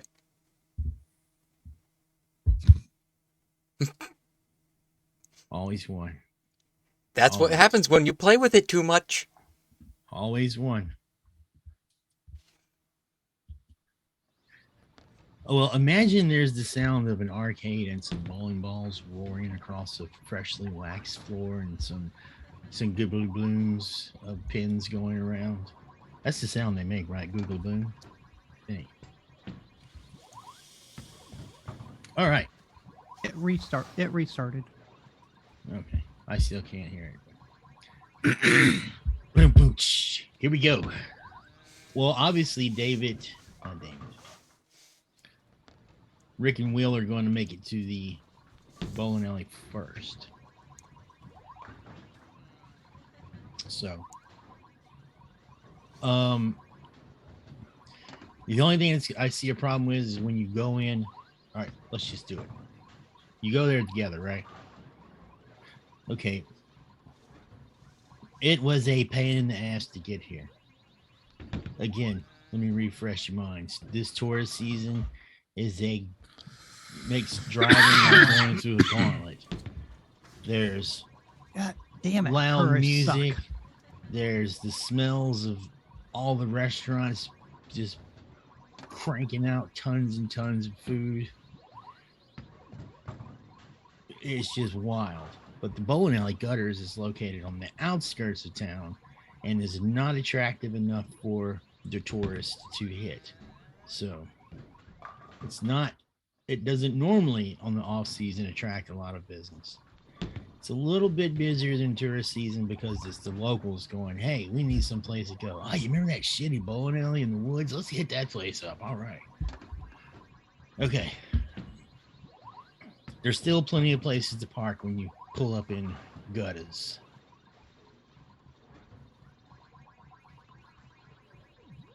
Mm-hmm. And this is where Jerry said that they had cheap beer and good chili cheese fries. Yep. When we Well, go inside, when we go in to check in and stuff, I'm just going to tell them we want Jerry's and David's normal table. We're supposed to be meeting them. All right. Since I'm the semi-local person. All right, you step in. There's this old worn out rug with a flaming bowling ball embroidered on it. It's had years of gum and other sticky things stuck into the fibers. You can hear the bowling alley sounds. You can see there's people bowling. You get up to the counter and there's a young African-American female. She's spraying out some shoes and stuff, and she smiles at you and greets you. Mm-hmm. Hey, hello, out of town. Oh, I don't recall seeing you before. Hey, wait. Is that your dog? yes. Is there a problem? You bring a dog in here. He's a service dog. Uh-huh. All right, look, I'm not gonna have this argument. Just don't bring him into the cafe. That's fine. All right. Mm-hmm. Well, No, we're supposed to be meeting Jerry and David and Sorja here and stuff. They just said meet them at their normal table. Jerry Davidson. Oh, Glenn's friends. Yeah. Oh, yeah. Glenn, okay. Yeah. Well, look right down there, lane 14. Oh, okay. Glenn. Glenn looks up. Friends of David and Jerry. Now, All right. Rusty, just so you know, you do not want to be licking the floor in here. Wait for the chili cheese fries. Yeah, it just. You know, like I like to walk barefoot and all, but not in this place. Yeah. Well, she slides you each a pair of shoes, bowling shoes. What have been in these? You sure Those we ain't are gonna get no clean. fungus? No, I Fungus use the among us? good stuff. Okay. I'll have to have mine sent over from Boston to me then if I'm going to be here all the time. You All only right, got 10 pin or you got candlestick? It's whatever you want. Because I don't know what the hell that means. All Up right. here, there is 3 types of bowling. Duck pins, which look like little miniature 10 Oh, and pins, the little 10 pins? and then tall, skinny Yeah. sticks. I just And they saw use a those. small handheld ball instead of the big giant regular Yes. bowling ball. I just saw that the other day on something. I don't remember what I was watching. Yep. And, I And you was- get 3 of the little balls compared to just 2 of the big balls. And I was like, oh, look, someone's bowling. I should watch because I have a bowling alley in the game that I'm writing. And I was like, what the hell kind of bowling is this? Yep. It's like the ball is the size of a grapefruit. Yep. But 3 or 4 pounds are Yeah. usually marble. Yeah, you could hurt somebody with that thing, it looks like. Yeah. All right. You're not shot putting with them. Well, my character might. Okay, as you make your way down to the lane access aisle, that's where you must have bowling shoes on. All right, and down there where your tokens are, you're not really there. It's just that's where you're going. You'll be there when you get there. Because no matter where you go, there you are. All I right. look at Rick and go, beer? Beer. And I know, chili cheese fries for him. Do you want the chili on it? I would hate to know what he's going to be like tonight with chili. Yeah, he says yes, so chili. Yes, and this Okay. will be the first time it's ever had chili. So. I walk over Someone to better the lay bar some and newspaper down. I walk over to the bar and get some and place an order. Don't blame me if your asshole's on fire later. All right. Well, you see where the bar is at. You walk up there to the bar, and Jerry, you're gonna not Jerry. Damn it. Your name may have to be Jerry for a little while. I'm sorry. Rick, you gonna go head down?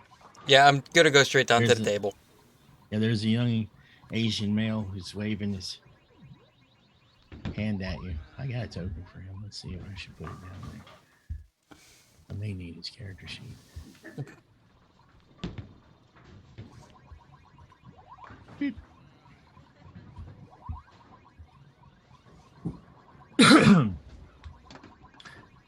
All right. Rusty starts sniffing at the air.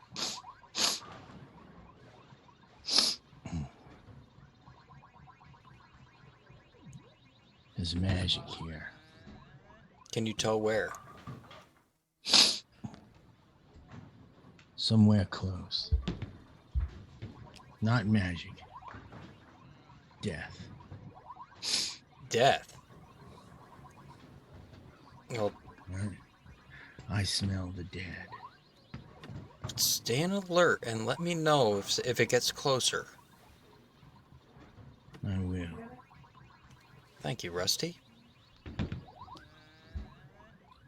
All right.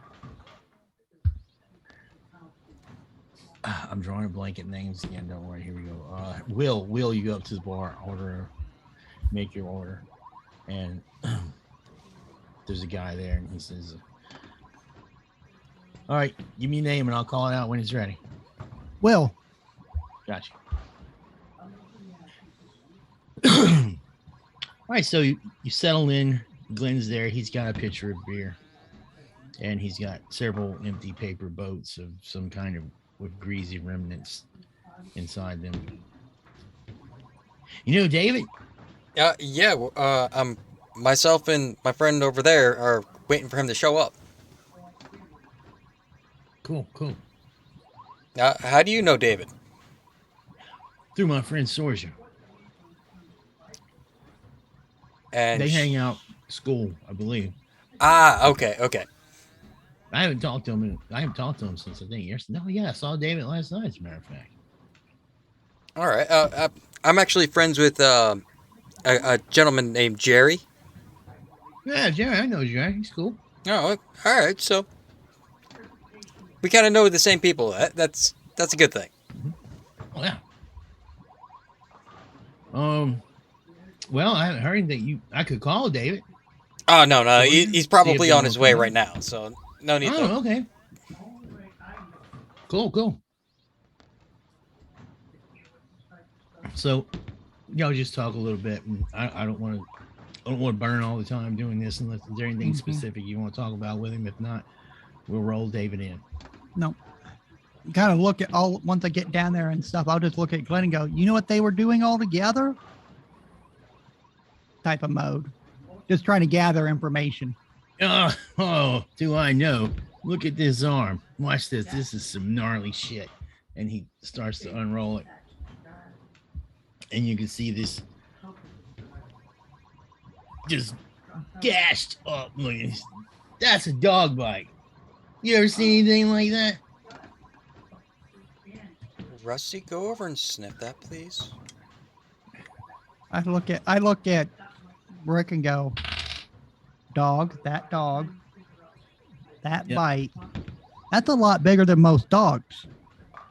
Rusty sniffs on it and doesn't say anything. Oh, this dog was huge! And he holds his hands out like this. It was huge. But I gotta tell you, I went out there a couple nights ago, so me and my friends, because we're all part of the astronomy club, you see. Went And, out where? Well, to this island out there in the James Islands. There's this old one that's really abandoned. It's got an old building on it. A storm took it out a long time ago. And, well, you're really not supposed to go out there, but sometimes people go. A lot of times people go out there, actually. But I just got a brand new telescope. Man, you should see it. It's got the 9-inch mirror and the do's and the does and the dilly bobbers, and you turn this thing. Let's get back to the story. Shit. Back Okay. to the story. All right. And this huge dog. I mean, this dog, when I say huge, I mean huge. Look, huge. I'm talking head like this. Huge. It just came at us. Like I a thought I was Rottweiler? dead. Oh, well, you know what? That's one of those with the face like this and the brown spots. You know, on and the stuff. on the garbage trucks, the Mack trucks brand, the garbage trucks. Yeah, with with the them dog on mean them. looking some bitches, right? That's an English bulldog on the Mack trucks. Oh, it is. Mhm. I No, don't know you if know it was a those rot. black with the brown spots and stuff, but it was huge, dude. I mean, they don't normally get that big. I mean, I'm a dog trainer by trade, and Rottweilers, even the males, only get about 20 Did you see the to size of that 26 bite? inches tall. No, But look, what let me would tell bite him that size? The size of an arm. There's no dog alive that actually has a bite mark that big. I mean, the Yeah. biggest dog in the world, which is the Irish Timber Wolf, is not even that big.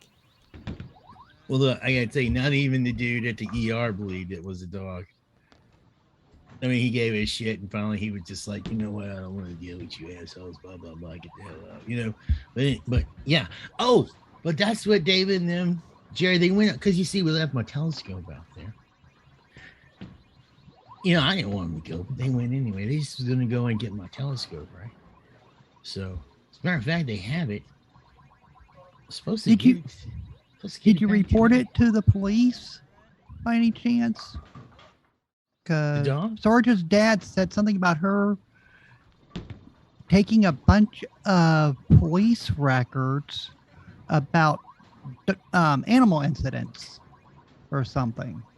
No, I didn't go to the police, but Would That's she have what the gone? guy, the ER, was giving me some shit about. Yeah, you're Oh. supposed to go. This the dog. Blah blah blah. You know whatever, man. It was crazy there.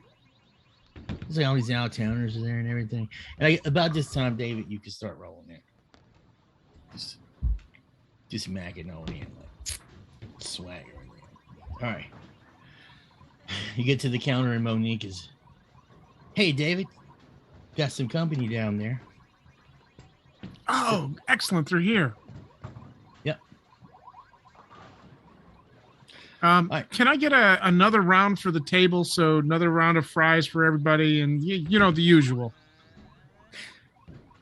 Yep.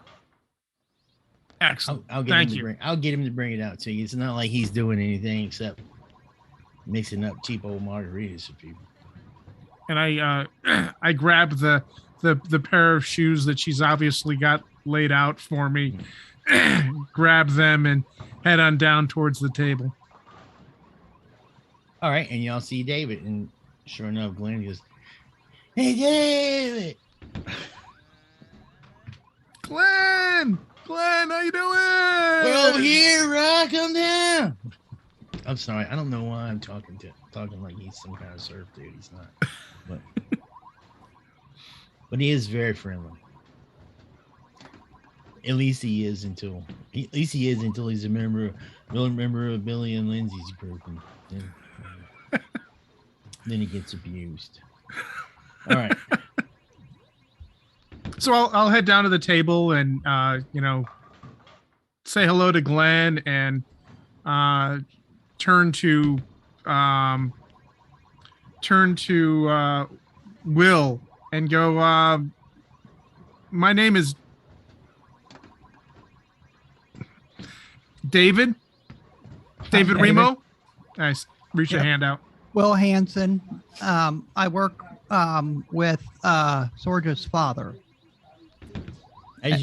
Security over at the auto plant and stuff. And he had me searching around because he hadn't seen Sorja for a while. I was kind of worried about her. As you were talking, Rusty, no one else can hear Rusty, but Rusty sits up and takes attention in David's direction.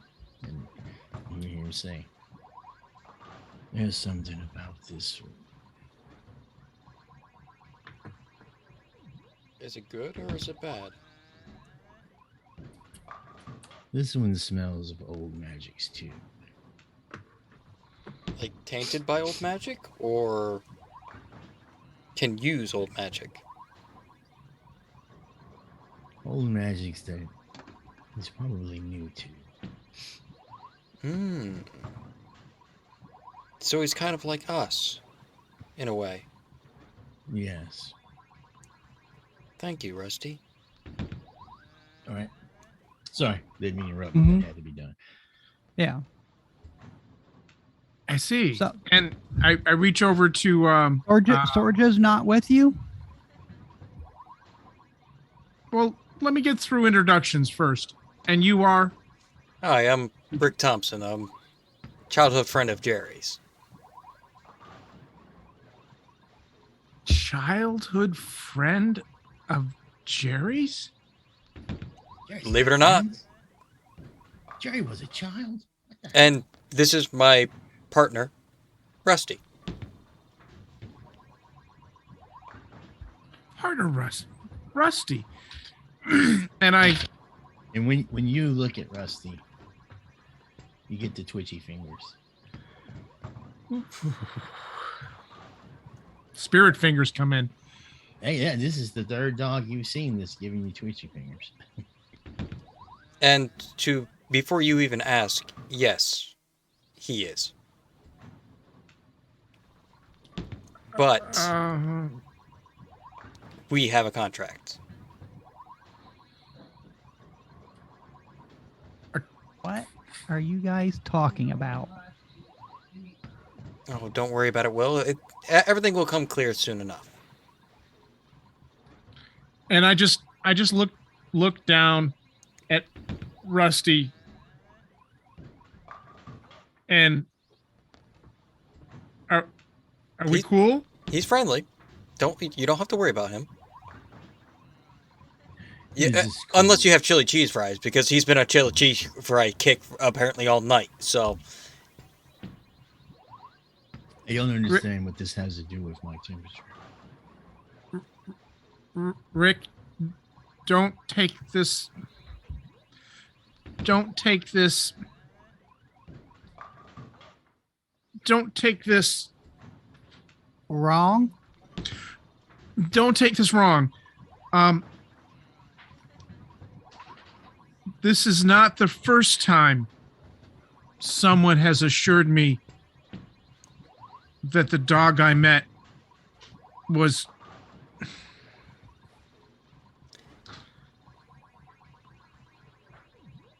Okay. friendly. let's just put it like this: Rusty, behind me, please. And I tell to him in his head, cool means friendly. He fears me, Rick. He Uh, should not fear me. Apparently, he had a very bad incident recently, which I would be interested in finding out what that was. I look at I'll David and retire look at back Glenn in. and go, See with his anxieties. you have problems with Thank you. dogs. Is it Glenn's dog problem he was telling us about just before you arrived? Oh yes, he was. David, I was telling him about it, Dave. Oh God, he pipes back up again. We're talking to David, you moron. I was talking to David too. I was telling him all about it, Dave. Your story. The story about your dog? The dog Oh, bite so on you're his arm. telescoping. You in stores, you went out there to get this stuff. Let me roll some. All right, he gets the idea. He needs to shut up now. He's like, oh, shots. I'll go get shots. Good idea. He stands up, walks away. So, since the retard's finally gone, Now. what? I call it how I see it. Everybody can't be bright. Glenn prefers the term Glenn.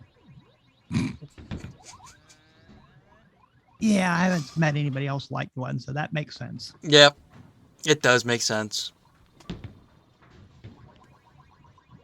So, what Maybe he did had one too many run-ins with these dogs. These dogs. what did you run into, David? And where are our friends?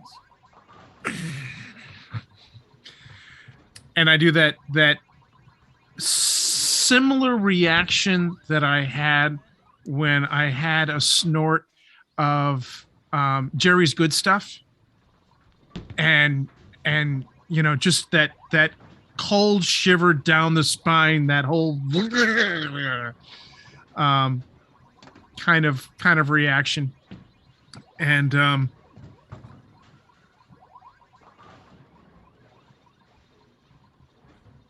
I need to know a little more about you and why you guys are here. Talk to me. Like I said, I work for Sorge's dad.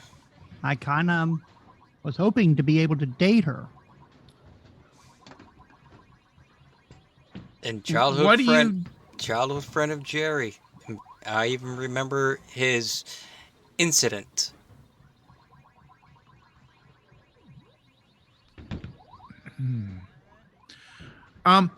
What do you do for Sorge's father?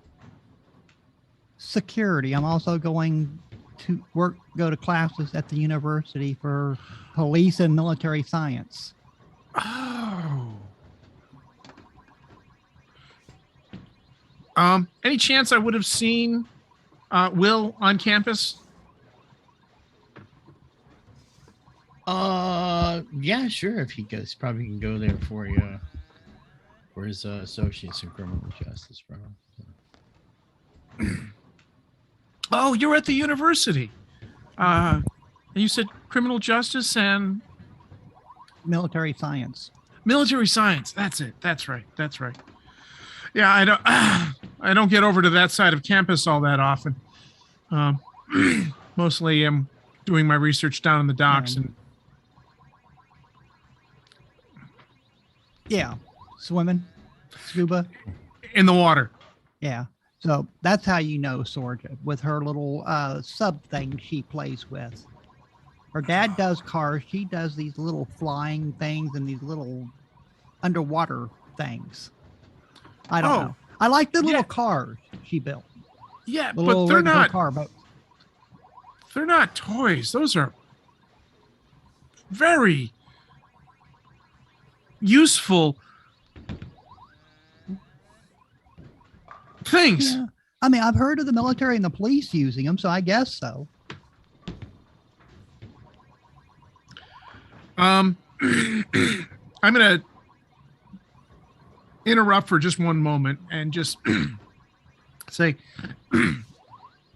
can you guys just give me a moment? I need to make one phone call. I'll be right back. Okay. And I step away from the table and find the quiet part of the bowling alley, if one even exists, to make a quick phone call to Stephanie to see what her ETA is and where she's at and what's going on. All right. Outside is probably the most quiet place, but anywhere in that main area is probably around here by these tables. All right. I'll look at Rick and go, what is this about? Incidents and big giant dogs. It's like you guys are talking about magic or mystical stuff. Now, Oh, he doesn't know. right. My character hasn't had a weird incident.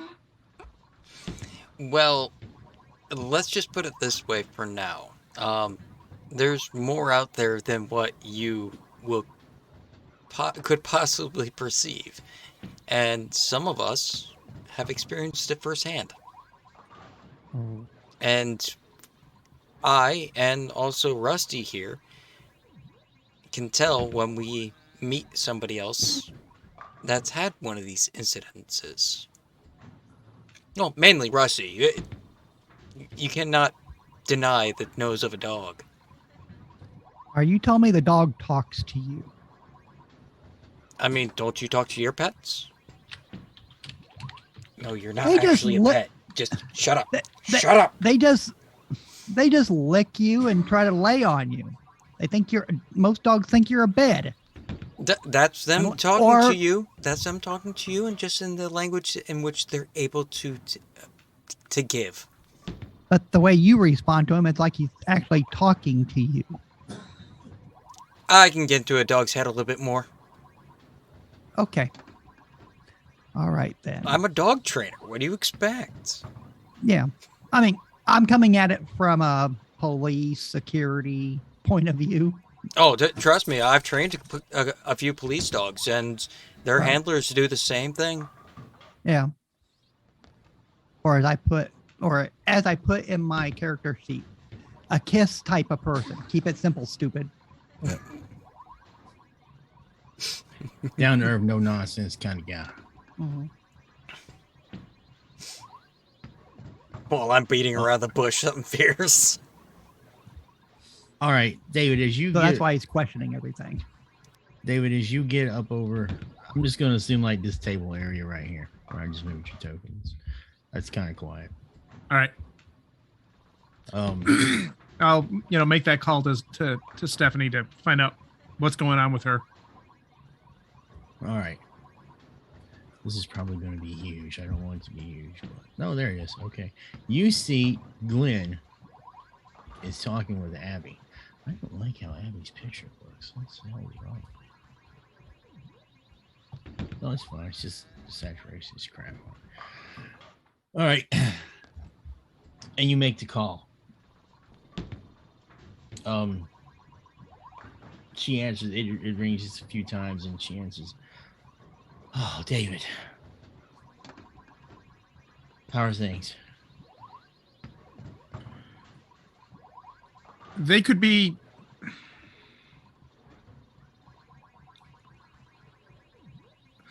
less complicated. What are we going to do with the Monsignors out here too? They want me to just give them the keys to the boat and then find a hotel room or something till tomorrow. And they're asking about Sorge's body.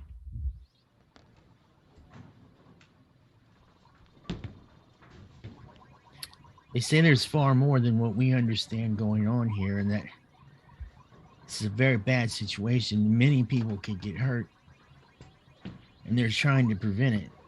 And they don't want us to tell Sorge's family what really happened. I don't understand, David. They've never been so.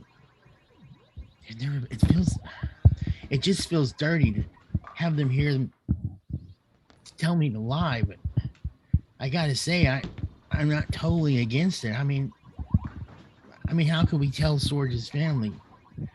You know, they want us to say it was an accident.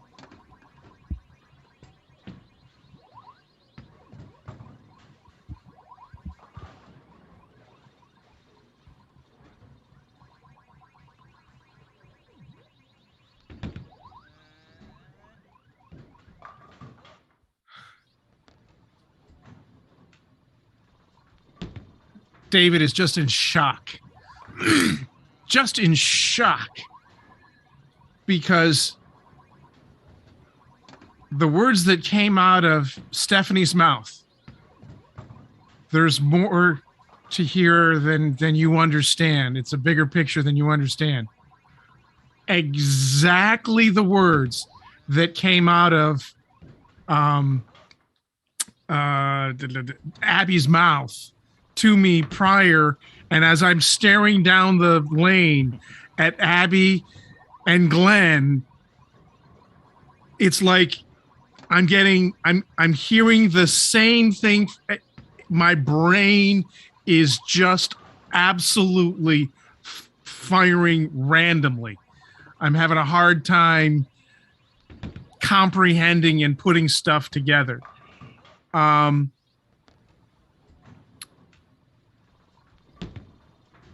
And what I'll ask Stephanie if she can have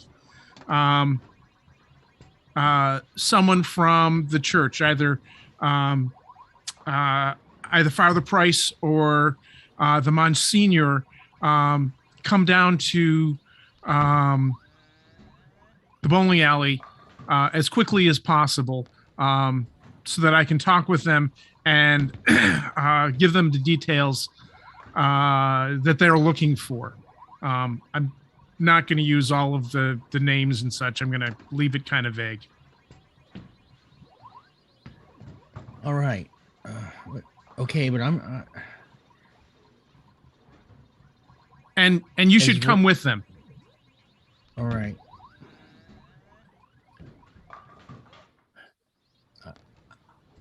You know, David, I'm even more scared. They keep saying something about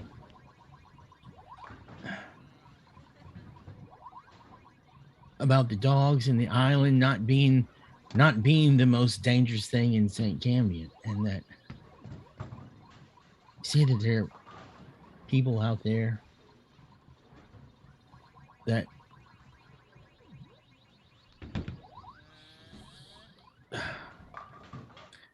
they're just far more dangerous and might even attempt to do us some kind of harm if we let this go publicly.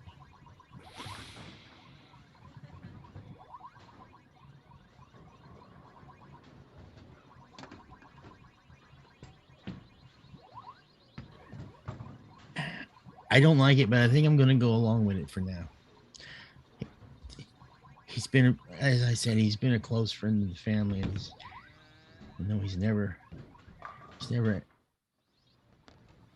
asked me to do something like this before.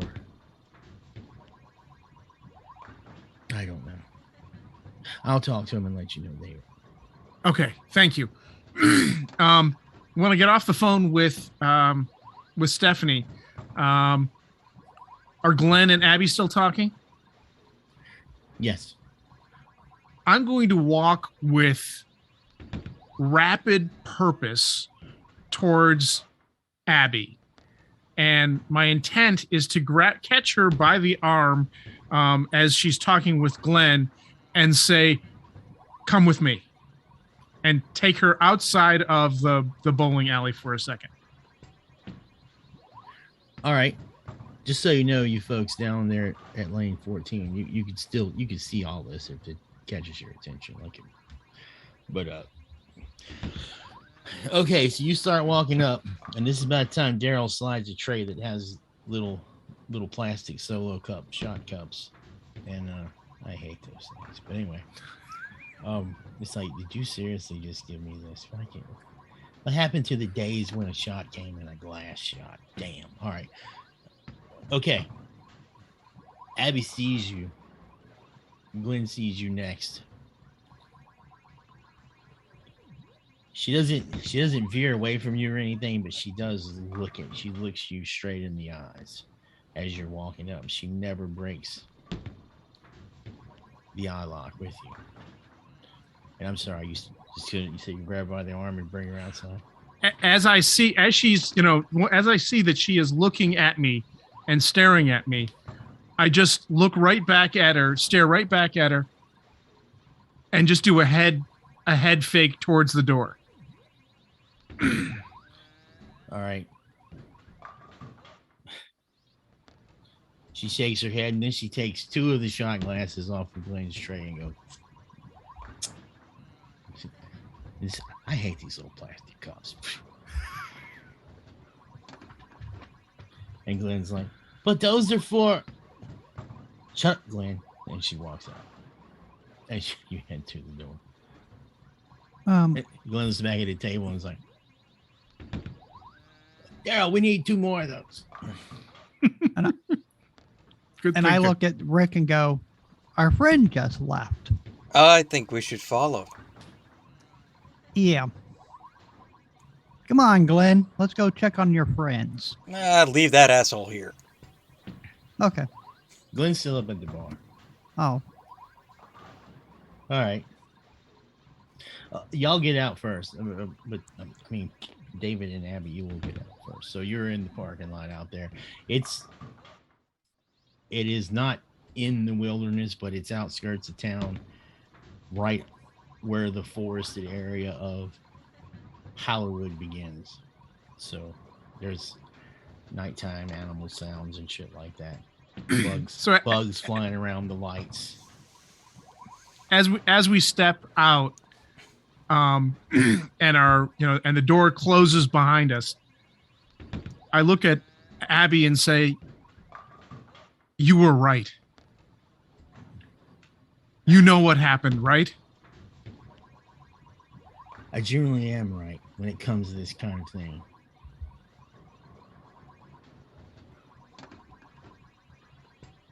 Well, I didn't know when we get outside and can hear. I'm not sure what to do about the girl.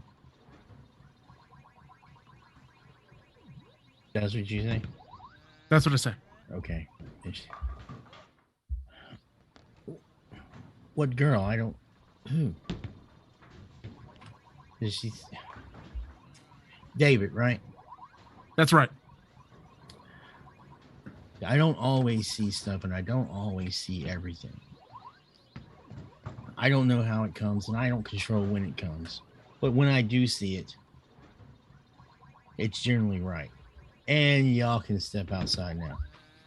Okay. And when you do...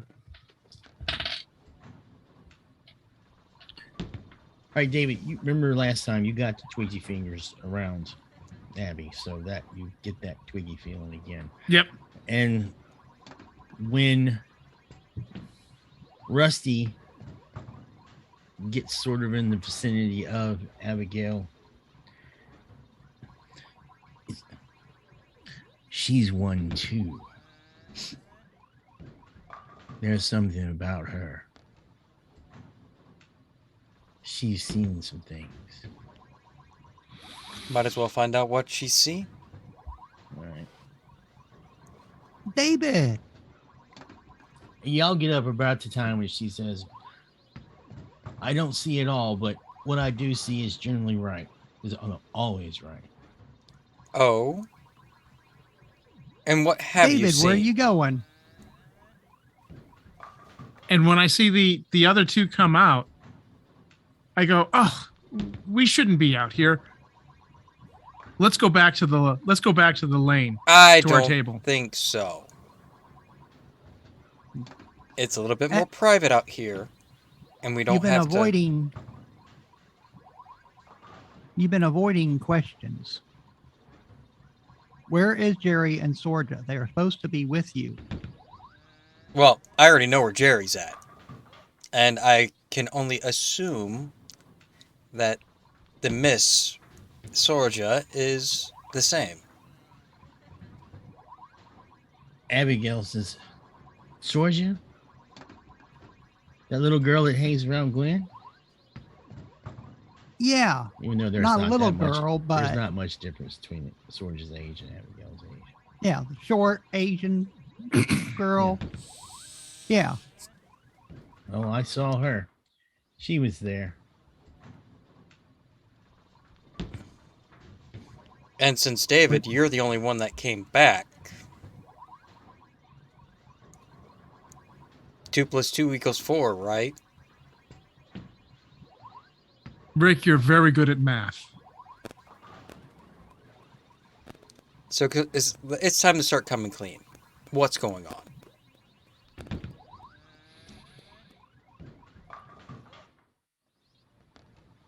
Phone rings.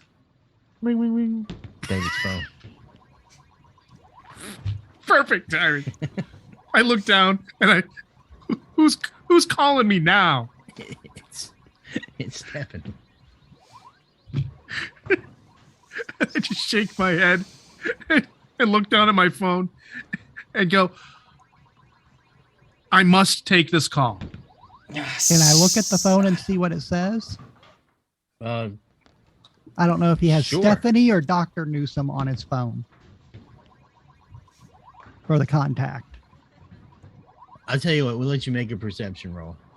Because unless he's actually shows the phone out to you. Oh, I don't have it on that screen. Sorry. 8. He's not going to be a detective anytime soon. Now, just so you know, 8 would be a success score for something that was easy. So Right. 8s don't. I'm just trying to watch the yeah, phone. 8s don't automatically. Low roll doesn't automatically mean a failure. So I won't. Yeah, I was just trying to watch his phone as he pulled it out. If I had to readjust myself and stuff, trying to see who's calling him. Yeah, you couldn't tell. Okay. Like unless he held it out like, you gotta take this call. This is Stop the it. call I have to. The snobby British person, would he do that? I don't know. All right, well, you want to answer it or? Oh, I can't. Muted. I answer the call and I say that I've got to take care of this. Stay right here. Don't go anywhere. I'm just going to stand over there. And I take 3 or 4 steps, or like 6 or 8 steps away, just so that I've got some semblance of privacy, but recognizing that anybody really paying attention is going to be able to hear everything I say. Abby's like, do I need to be here? Yes, you do, because you need to explain how you saw it. Rusty, don't let her go anywhere. All right, you answer the phone. David, I talked to. They say it's not wise to go to the bowling alley, but they would like to meet with us. They say come into the church.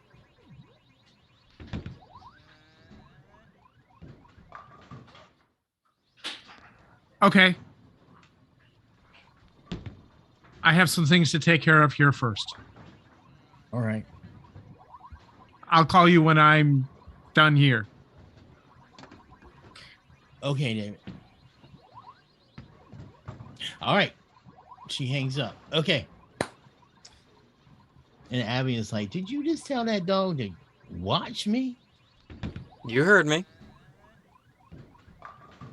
She's like, I don't think you know me. And you sure as hell don't know me.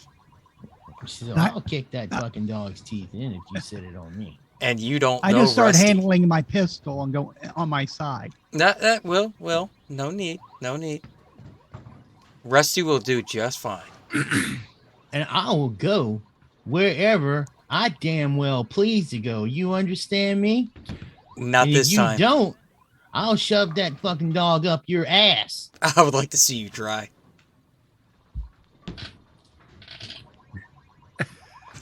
She stands right up into your face. Test me, motherfucker. Test me. And like the fire from all the alcohol she has drank is burn your eyes. Abby. Back down, miss. Abby, would you go see about getting a couple more of those cups from Glenn? We'll be in just a second. Just telepathically. Hey, Rusty, bite her in the ass as she goes in. All right. Remember, you asked for this. Okay. Great. Another mess I've got to deal with. Well, you don't know what's happening. All right. Do you want him to like really, really bite her to hurt her or just nip her on the ass? Just a nip. All right. He lands it. She turns around and let me put Rusty's token on the board because it's going to initiative. You don't fucks with Abigail. All right. Bing. Let me put this other picture of Abigail because that's her actual character. Oh, look, there it is. That was the right one after all. All right. All right. Did you want to be involved in it or you want to just... Well, the familiar goes on your initiative, so just click and roll your initiative.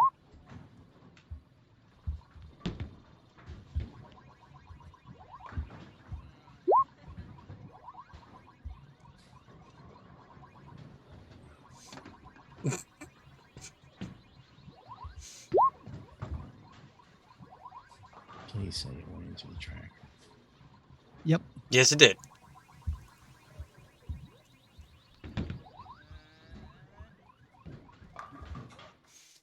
Oh, should I close the damn thing?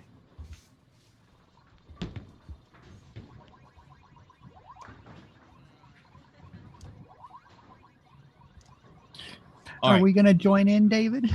You can. Now would be the time. Just remember to click your token. No, I'm a lover. I'm staying out of this. I'm a foreign national who's already got dead bodies floating around me. I'm staying out of it.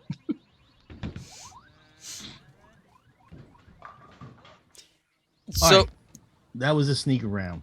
So the initiative starts now. She spins around and she is going to kick the ever-loving fuck out of Rusty. And she has these huge boots. You got like these 4-inch thick tank treads, and they got metal and chains wrapped around them.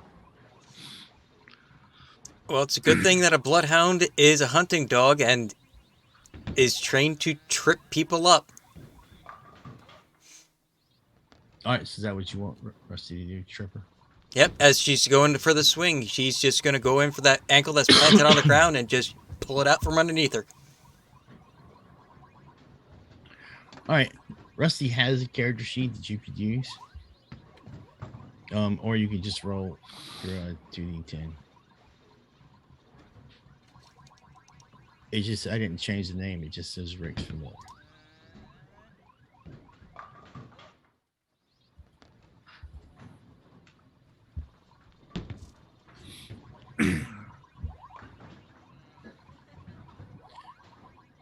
All right. He rolls or does whatever, gets in the position to trip her, but it doesn't quite throw her off.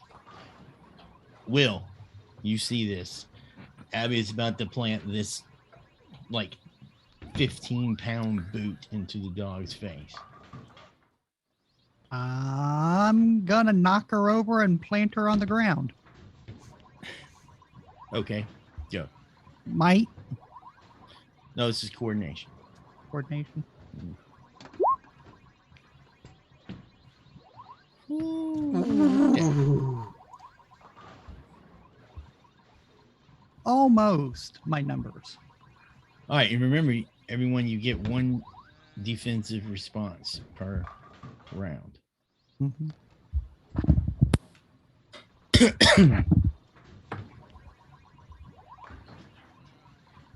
Now, where does Rick go? If the dog goes, does Rick go at the same time? Would he have gone Rick before and the me? dogs share initiative, so Oh, okay. like technically he could have rolled for Him. Rick and not Rick's Familiar. Yeah. Okay.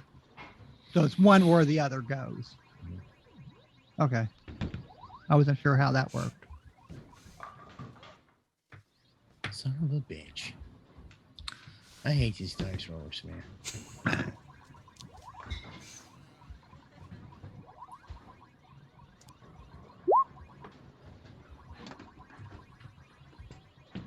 All right, she is too busy with one foot in the air to do anything.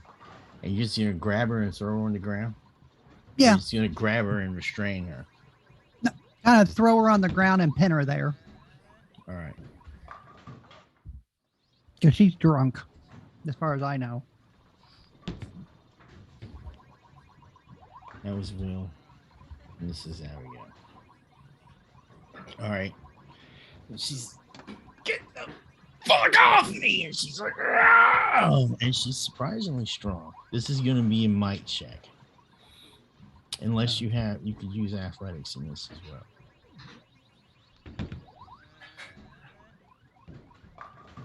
So you can just make an athletics check, or you can make a might check. I don't use a whichever. modifier with it, though. No. It's going to be your might. Okay. All right, so you got 30. Okay. It did not add the athletics to it, though. The 2 from athletics. All right, so the character sheet roller is kind of crazy because really what you're supposed to be doing is rolling like it's a coordination action check, and then you add your skill to it if you have a skill. Oh, okay. But the character sheet is set up to where it's kind of in reverse, so it's something that we need to address later. But, Okay. So plus right, 2 so- would be 15. all right.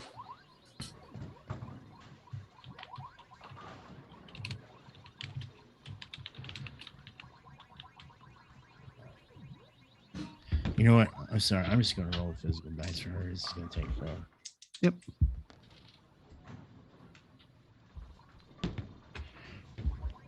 All right.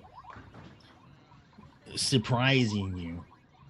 Like, she is really strong. And she rolls you right off of her.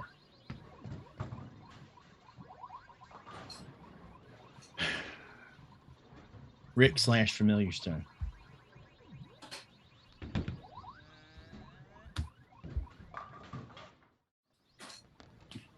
Rick and Rusty. It's the Rick and Rusty show.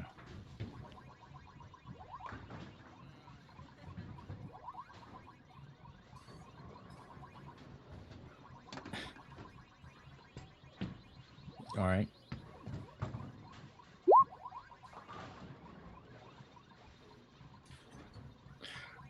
All right. And it is a new round.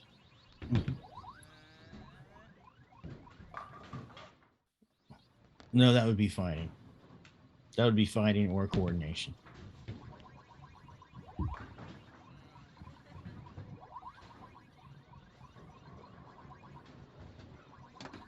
All right. All right, Rick. This dude's coming up and is gonna smash this girl in the face. But he missed.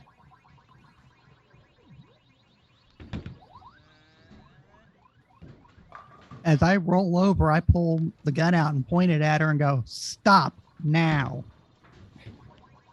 No, you have no authority to do that, right? Yeah.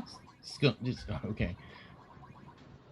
She tossed me off. Now I have my own authority. Protect myself. All right. Okay, and she goes, "What the fuck? A gun? A gun? You all a bunch of pussies? I'm one person. You got a fucking dog, and you gonna pull a gun on me? And you better tried to shoot me, kick my motherfucker. dog. You set that dog on me, and I ain't done with it. Because when I'm done with you, I'm coming for you, motherfucker. Did you I'm hear gonna me? beat the shit out of you. Did you hear me give the attack phrase? No, because I didn't say a word. He went over there and nipped you in the butt because you were being a bitch. Then your dog needs to go to the pound. But she's just like, you better shoot me, motherfucker. You better kill me. Shoot me and put that gun away right now. Is it still my turn? Yeah. I'm going to take a swing with her, but as I do, I'm going to turn it around, and I'm just going to pistol whip her. All right. Strength or coordination? That's your coordination.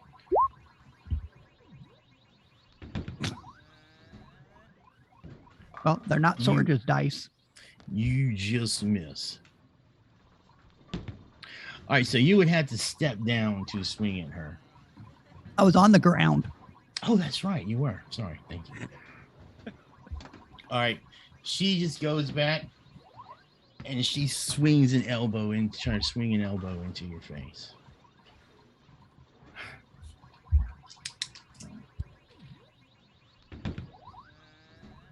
Okay, you can make you can make a defensive roll if you like as a coordination. A little better. Missed it by one. She plugs you. Bam! Right in the face.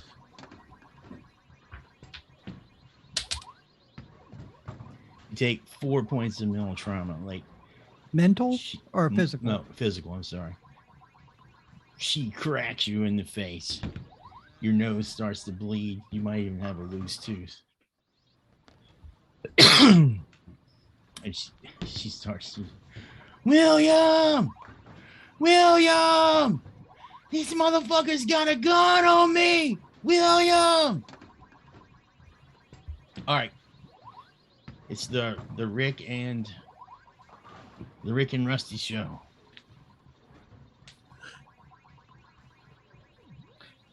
She looks like she knows how to fight, by the way. I'm actually going to call Rusty back to my side. And back up. All right.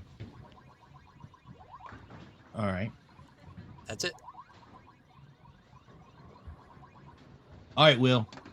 I'll roll on over away from her and kind of set the gun down, see if she calms down. Trying to, guess, de-escalate it. That's not going to happen, I'm going to tell you, unless you attempt to do some kind of manipulation to try to calm her down. She has the disadvantage of short fuse, and she failed it thoroughly. And so that means she is going to continue attack until the fight is over. That doesn't mean she'll fight to the death, and it doesn't mean that she'll kill. It just means that she is mad. And I'll make sure I'm out of immediate range. All right. Do you want to attempt to talk her down, or you just? It'll be an influence roll. Influence. And it's going to be hard because you pull the gun. Yeah. I don't have any talking skills. It's just an influence roll. And it's going to be hard. Influence. Oh, charisma.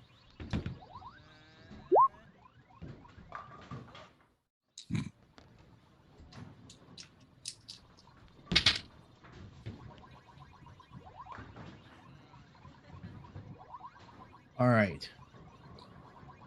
You can tell she's seeing red. However, she's not in a combative. She's not in a position like she's going to lunge at you, but she is getting up off the ground. I'll look at her. I'll put it away, but we still need to talk. And I slide the gun back in the holster. All right. She And stands take up. another and step back. She stands up and she's breathing heavy. And she looks over at David and she's like, "What the fuck, man? What the fuck? You know, fuck all y'all. I hope I get a chance to actually go to sleep and watch you all die." And she starts running not running away, but walking towards the door. And she's saying, "William! William!" She's walking towards the bowling alley door. Okay. I turn to David. Now, will you please explain to us and answer our questions? What is up with her? Where are our friends? And what is going on?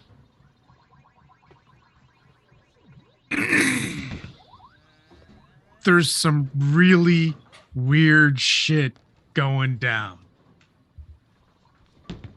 Like people talking to dogs, her seeing things, big giant dogs attacking people.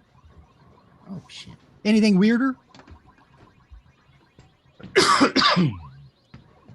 You've just described the most normal thing that's happened to me tonight.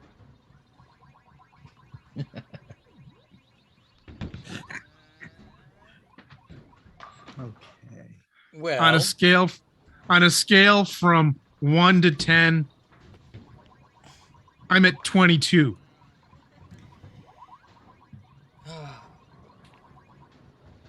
when it comes to that kind of stuff, yeah, that does kind of happen. And I could help you out if you tell me what the hell's going on. Maybe I could do a little bit of research. I already know that there's some ancient Rick. things happening here. Rick, your math was spot on. I'm trying to figure out what Will's angle is.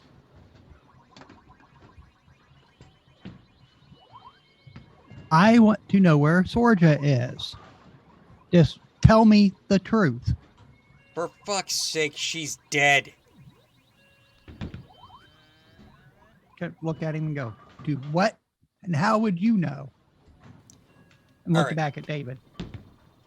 Here's the thing. When I called David earlier, he let me know that my childhood friend Jerry died. And then he shows up here without Sorja.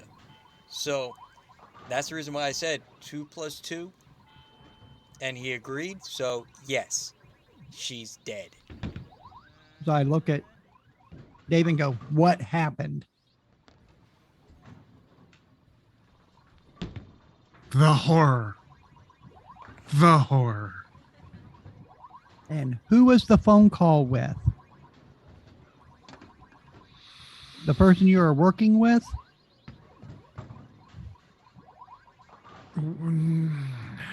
It's complicated. Was it the woman that picked up your phone earlier? Yes. Okay, so all right. What kind of heebie-jeebie bullshit are we dealing with?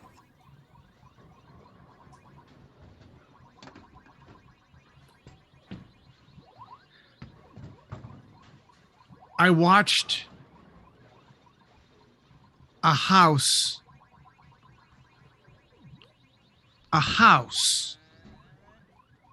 building try to eat a man? Poltergeist? Like chomp, chomp, chomp, Demon possession? or collapse and killing, or what do you mean eat a person?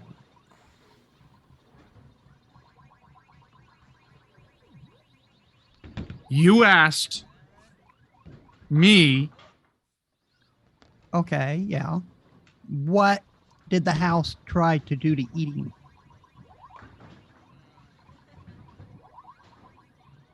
That's what I'm going. Did it go like mimic and try to open up and start eating him? Okay, well, I'm just going to spill this out here on you. And believe me, don't believe me, I don't give a shit, all right? In this world that we live in, there are things that are out there that you cannot see with your own eyes unless they manifest. I.e., ghosts, demons, spirits, and believe it or not, Rusty is an earth spirit. So what do we need to get a bunch of priests together and go bless the island? They don't know how to do jack shit. David quietly takes a step away from Rusty. As I told you before, David, he's under contract with me.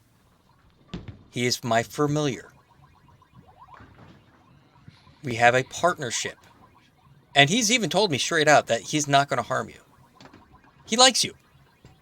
You smell like us. You know, like witches of Eastwick movie and their little cats and stuff. Well, I'm actually a druid, so Wicca can go kiss my ass. The front door of the bowling alley bursts open, and Glenn comes running out. Are y'all crazy? No, but you're an idiot. What the hell? You better go. This place is about to be crawling with cops. Not to mention, if William gets loose, he's gonna fucking kill one of y'all.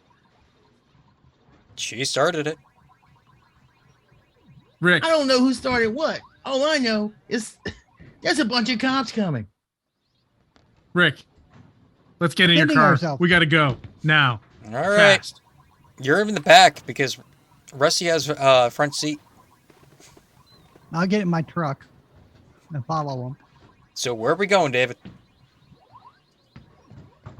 We're headed to the dock where I've got the research vessel tied up.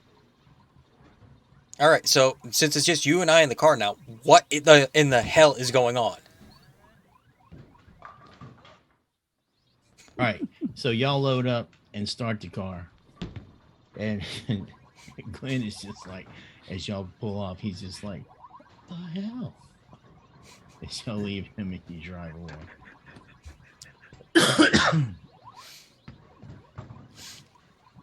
All right, we'll give one. We are out of time, but let's hear David's response. We are out of time, right? This is the time we usually shut down, I believe, right? Yep. We're about 5 minutes past. All right. So I'll make it quick, and I'll do the quick recap, the Reader's Digest version of the recap, complete with tongue-tied stuttering and hand signs and things like that, and try to give Rick the story of